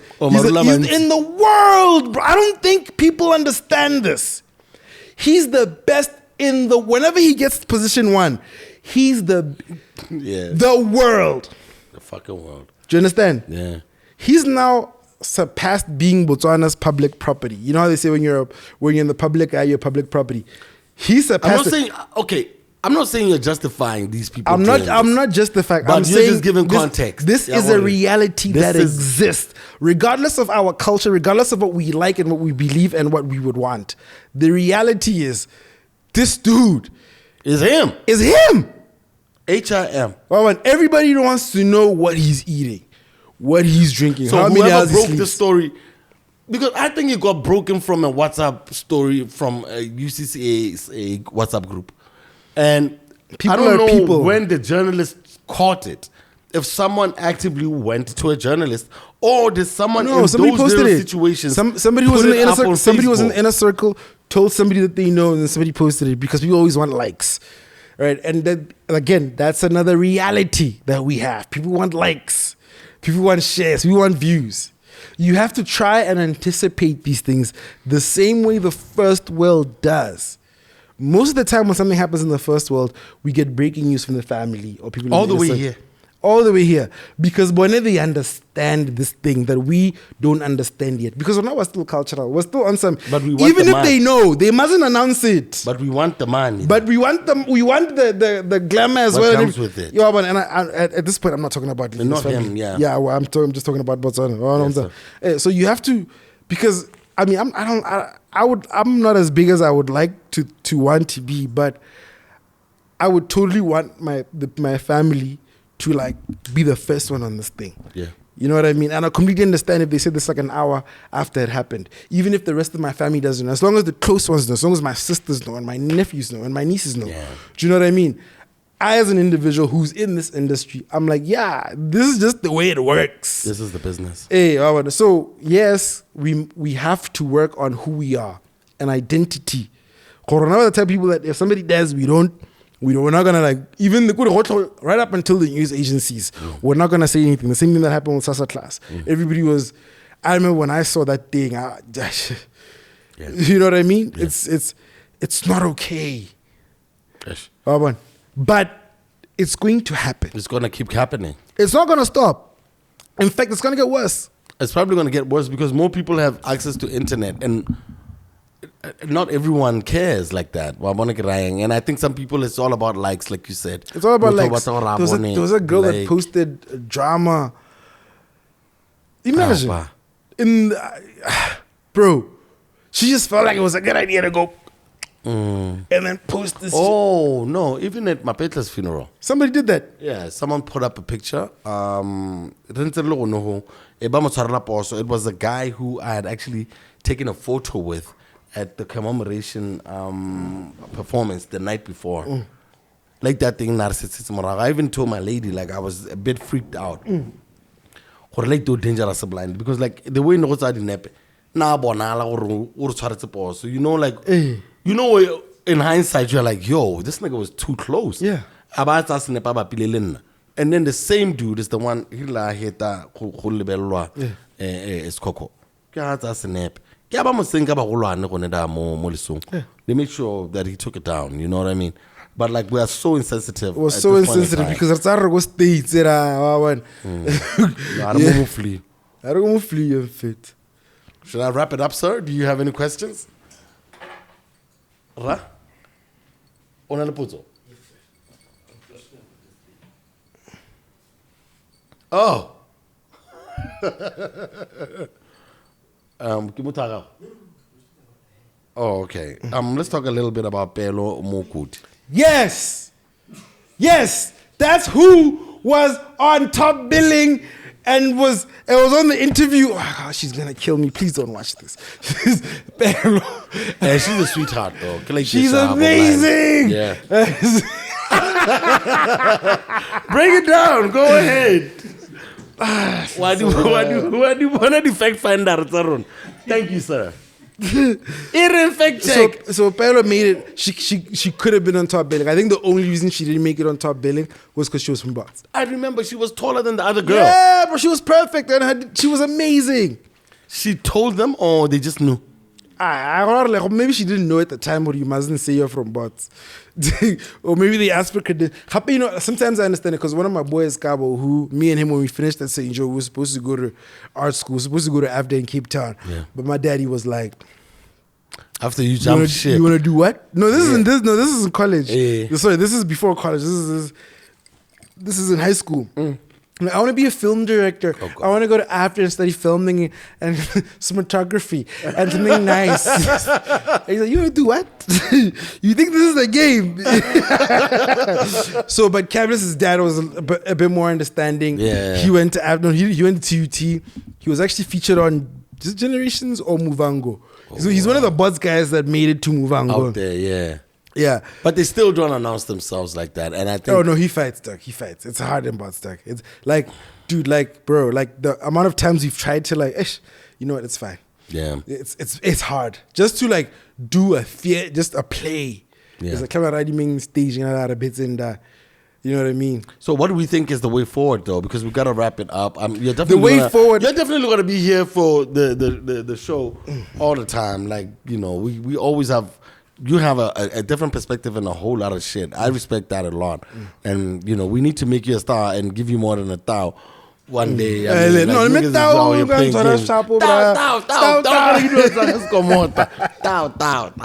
So what are you trying to plan as far as broadcasting, or you're done with it? You're doing this ad agency life out here not sleeping. This is one of my ultimate goals, man, when it comes to performance. I would like to make a movie and a show about Sechele. Do you know who Sechele is? The one with the gun. The one with the cannon, nigga. Yeah, Sechele's gun. You niggas don't know about Sechele's gun? Niggas didn't come through to us. That is one of the most amazing stories I have ever that story? read. Bro, I could tell you that story in details you don't know. Okay. Because I actually read it all the time. I'm invested. I'll make songs. So yeah, I'll make songs. Yeah, you do soundtrack to that. The last Shaka show that they did, Shaka Ilembe, I don't know if you caught that. No, I hung out with from someone, but big man's a big man. Big man's a big man. You gonna meet a lot of troubles. No, I'm playing. Yeah, I loved it because, you know. No, but the thing is, because I'm terrible. Every nigga on my WhatsApp was like, he.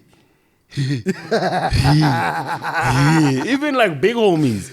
Bro. Yeah, she's really beautiful. But like the budget for that show was 8 episodes, right? The budget for that show was 200 million rand. Damn. So whenever I say that to guys in Botswana, why didn't the government just give us money? Bro, the government's budget for all of us is one show. The whole budget for all of us is one show. One good show. Hey, one good show. So let's take time, Malitag. No, by mistake, yo. And then guys think complain. I'm like, you guys are the worst. You're spoiled. South Africans called us spoiled. I agree. This is Fucking spoiled. We're spoiled, bro. Entitled as One fuck. show, 200 million rand. And I think that's exactly how, as soon as I find 200 million rand, Scar, I'm going to make the best BW show you've Shit, that's a ever lot of seen. dough. But you see, you think the guys that did that show had 200 million rand. No. They got it from somewhere. I think Emily might have paid for that. Right? I'm not sure. But my point is, right, if we don't get the local private sector to participate in the growth of the local entertainment economy, right? Yeah. We're not gonna go anywhere. If all of you guys said no, we're not taking less than 10K to MC a show. If everybody said no, they'll be forced to pay everybody more. Yeah. Well, man, sure, there's guys like Bunny B who be so broke. So broke. Well, man. But like as soon as you kind of go to that sort of thing, it's a collective responsibility. How is Caesar when taking all the little bunny? It's your responsibility to holler at Bunny B. I be hollering at all these niggas. They think I'm over the top. It's like people talk shit though. Even if you do, they say that you are like a gatekeeper, and all you're trying to do is tell them not to make the same mistakes. Yeah. And then when you do call them out, they start talking about, hey, Yeah, you're but old. you have to admit, your hey, you're delivery this. is also crazy, Caesar. Your delivery is also wild. Yeah, I don't give. Listen, like- I'm being like- frank. No, you're not being frank. You're being a Moroditani dude. There's a difference. Guys. No. You're being aggressive I'm about not, it. So you want me to listen to some nigga who's in Europe on top of his white daddy's lap? I'm not No. gonna be out here listening to these niggas. No, you know what I expect you to do? I expect you to do a PODI-CAST. No, listen, I'm doing my shit. That's what I'm saying. You're doing the things you're supposed to be doing, but there's no reason to be aggressive. But I block niggas. Yeah, look, but you have to because you're aggressive. But the thing is that, like, okay, in all of it, it's based on what I've seen. And I'm trying to make sure that I try to help niggas not make the same mistakes. You're talking and to then, everybody like it's just me and you, Caesar. And that's the problem. I'm not talking to anyone anymore. I'm blocking. Yeah, but what I'm saying is when you are in a position to talk to people, you're talking to them like it's just me and you. You're like Kanye. No. You can't Kanye this. You can't talk. you can't be talking like it's just you and me, B. I know, man. Go to hell sometimes. But like what you're talking about is the things you should be talking about. I completely agree. Rona, Ma? Perlo mo good. no, something else. What, babe? What are you confirming? You're in agreement about. With you on what you do. Yeah, right. Yeah, you see that? Ah, come on. Yeah, it's super aggressive. Yeah. Yeah. Yeah, okay, cool, buddy. Yeah. So for example, when we have guys, and when guys call you gatekeeper, Caesar, No one has the nerve to do it. No. They just keep lurking around. Here's the it. thing. Here's the thing that I think you might not be realizing, right? Might not be. When guys are calling you gatekeepers, that's not what they're saying. Barry.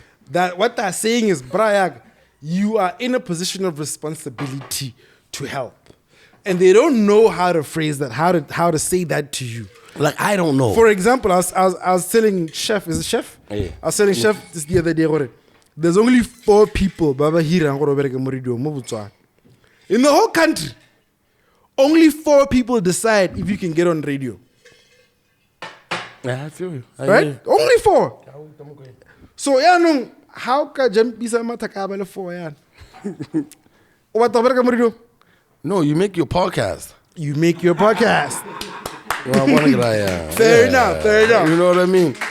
But at the same time, but like if you don't have the resources for a podcast, you must have the knowledge to know there's only 4 guys that I can't piss off. Right? And when I say piss off, I mean you have to put, just like in any job, when you go to an interview, you have to wear a suit, you have to get your hair cut, you have to smell nice, you have to speak the nice English. But I have to interject there. Yeah. We're talking about a broadcasting situation. When you do radio, it's not like you're coming to be an accounts clerk and punch in numbers, and then you're gonna balance. Yeah, but being a broadcaster requires certain things. Hold up. We're not balancing a bookkeeping thing. It's about emotion. What did you see all day? What in your day makes you feel like this is something that you can put on the air? Your day. What the fuck you go through? Yeah. And then you observe these things, you include them into your show. Agreed. Every day Yeah. of your life. Yes. You know that this is a job. You're educating, you're informing, you're entertaining. But you know what it's also a job? Primetime radio. Let me tell you.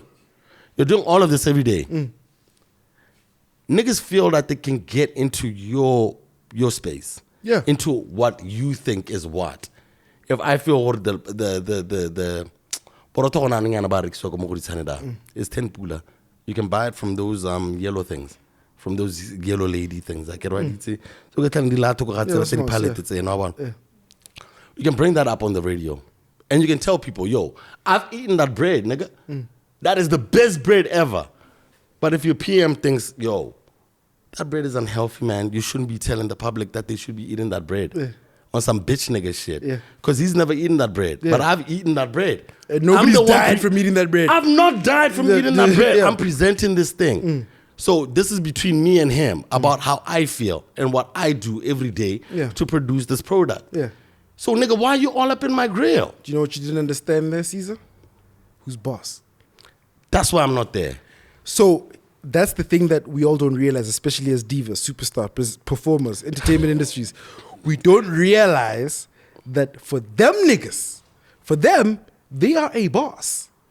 And everything that they say... Nah, the wrong type, nigga. I'm sorry. You're not going to tell me how I felt. So if, look, here's the thing. Then don't hire me for this thing then. That's why you do it yourself. If you want people to feel Woolworth's bread or Spa bread is better than the bread... Do you know what you sound like right now, Caesar? Do you know what you sound like right now? You sound like one of those woke people. I'm not. Yeah, but you're dangerously close to sounding like it. Listen. And this way, let me give you an example. Let me explain. Let me explain it. Because these woke people will say, this triggers me. So don't do this or don't say this. I'm not triggered. Because I'm going to get triggered, right? I'm not triggered. No, I'm not referring to that. Just follow me here, right? So I don't expect you to say things like that when I'm around because it triggers me, right? That's what they do.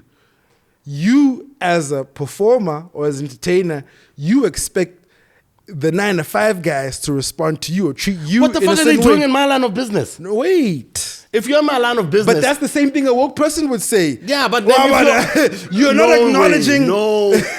You are refusing to acknowledge how they would like to be treated. You are doing my job. You are only concerned to how you should be treated. No way, nigga. I know this because that's what I did. No, I don't believe that. We sort of believe especially because there's a suit. You're getting paid more than me. And I'm waking up every morning to create interest on your product. What's the suit's job? The suit's job is to fucking create a proposal around what the hell I'm out here saying. No, that's not the suit's because job. You're a suit now. No, yeah, bruh. That's why I can do both. You know what the suit's job is? Do you know what senior management's job is? It's people management. Yeah, you can't manage me then. Yeah.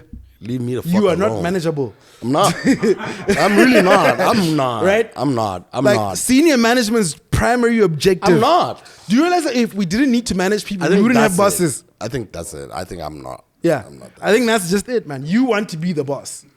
It's not I want to be the boss. Or have I no want boss. you to know what you're talking about. But we're going to have to shut this down.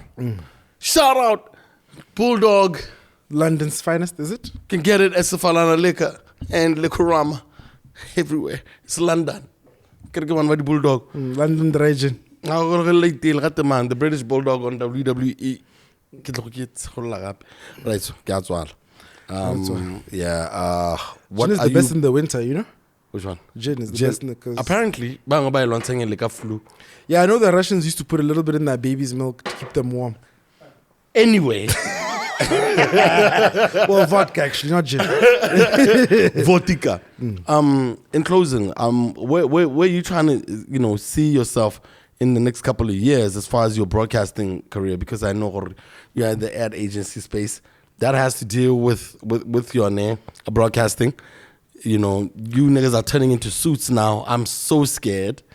Oh yeah, man. I did the wrong way, man. I shouldn't have done entertainment first and then suits. I should have done suits first then entertainment. Yeah. Because what a lot of guys and bots don't realize is that you can't do anything without money. Right? I don't care how talented you are. I don't care who you think you know. But if you don't have the capital investment, you're not going to go far. We know this because we've seen people come into our country and have some of the biggest construction companies, cell phone selling companies or whatnot. And the only reason they're managing to do better than us is because they have capital. And if our government's known this. That's why they have all sorts of policies and institutions to try give us capital. You just can't give money to a name because Chema, all that, so CEDA, all those things, YDF, because we lack capital. General, we've been lacking capital since the 60s when you got independence. It takes a lot to build up a company. That's why when you study commerce, business studies, they teach you things about the grace period. There's a period of time where the company has to run without making profit. Or there's a period of time where the company runs and most likely will not make profit because it has to recoup investment capital. Simple, basic things like that, like business knowledge, my friend. We just need to come together. Excuse me. We're too busy learning agriculture.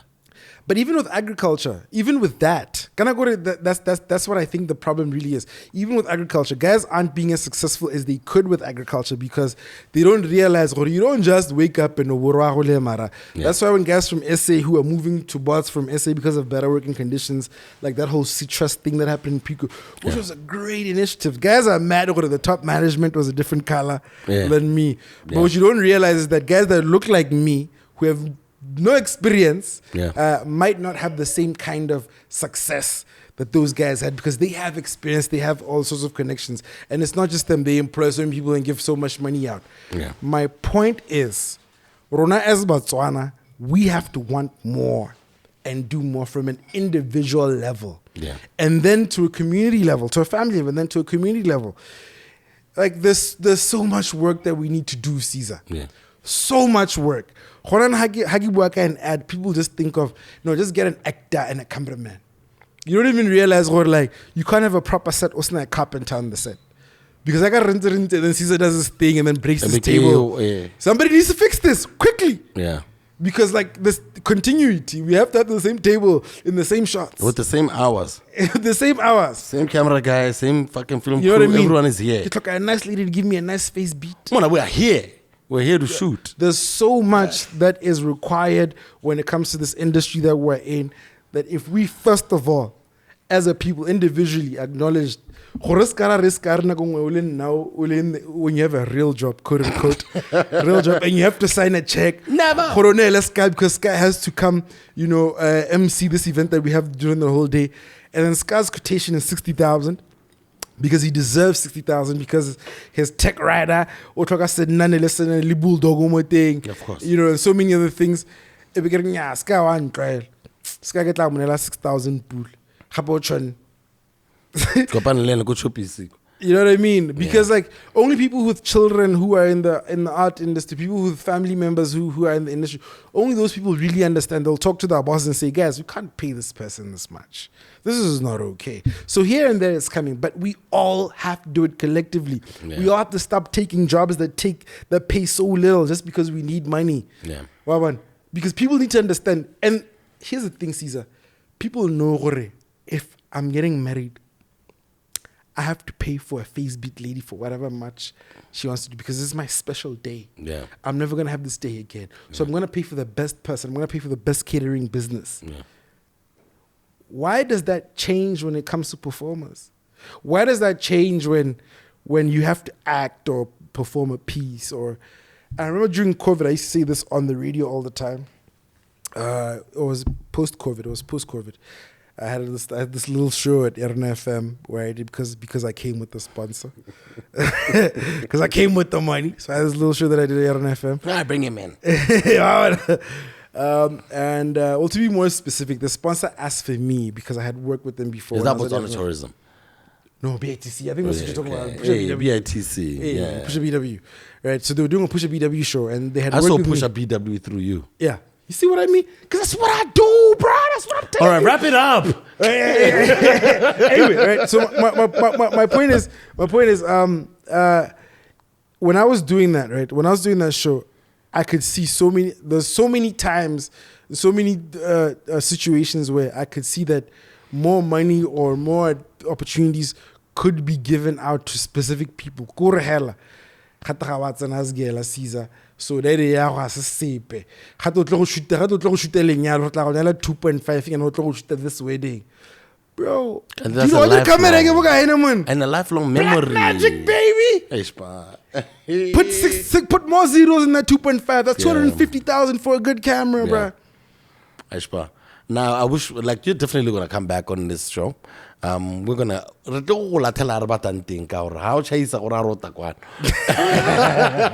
I'm really, really proud of you, and like ultimately, like grabbing yourself out of whatever the hell it is that we are out here doing as far as entertainment is. It can put people in a really dark space, you know. I know we've had conversations where you're in a dark space. I've been in dark spaces too, but like, you know, I found light-skinned places. I gotta finish for the light skin. You heard of me. But like, yo, bad bomb. He had to take down that song actually. Hey, but like, I'm happy you're in a good space, Papa, and like, I really want to see you back on broadcasting. Thank you so much for hanging with us and give us a different perspective. I mean, this has been a really refreshing episode for us. I'm sure the guys can admit as well, and I hope even Libon the podcasters will also enjoy it as much as we did. We appreciate you, and we wish you nothing but success. Can I tell you something? Yes, sir. Because of what you said in the beginning of the show, like, I've never really gotten the shine. What you deserve, right? I actually believed I would never get like called for a podcast. I never thought that would happen. Like, I was like, nobody's gonna call me. Nobody's gonna think about Podicast. Big shout out to you, big homie. And you answered, my nigga. And we got another one. Thank you so much for hanging out, man. Podicast episode 49 done. With Bonnie B, Bonnie Bojangles, Bonnie Business, Bonnie Borders, With the Bonnie Trump. Break the Back, Bonnie Believe the Hype, aka the Trump. Peace.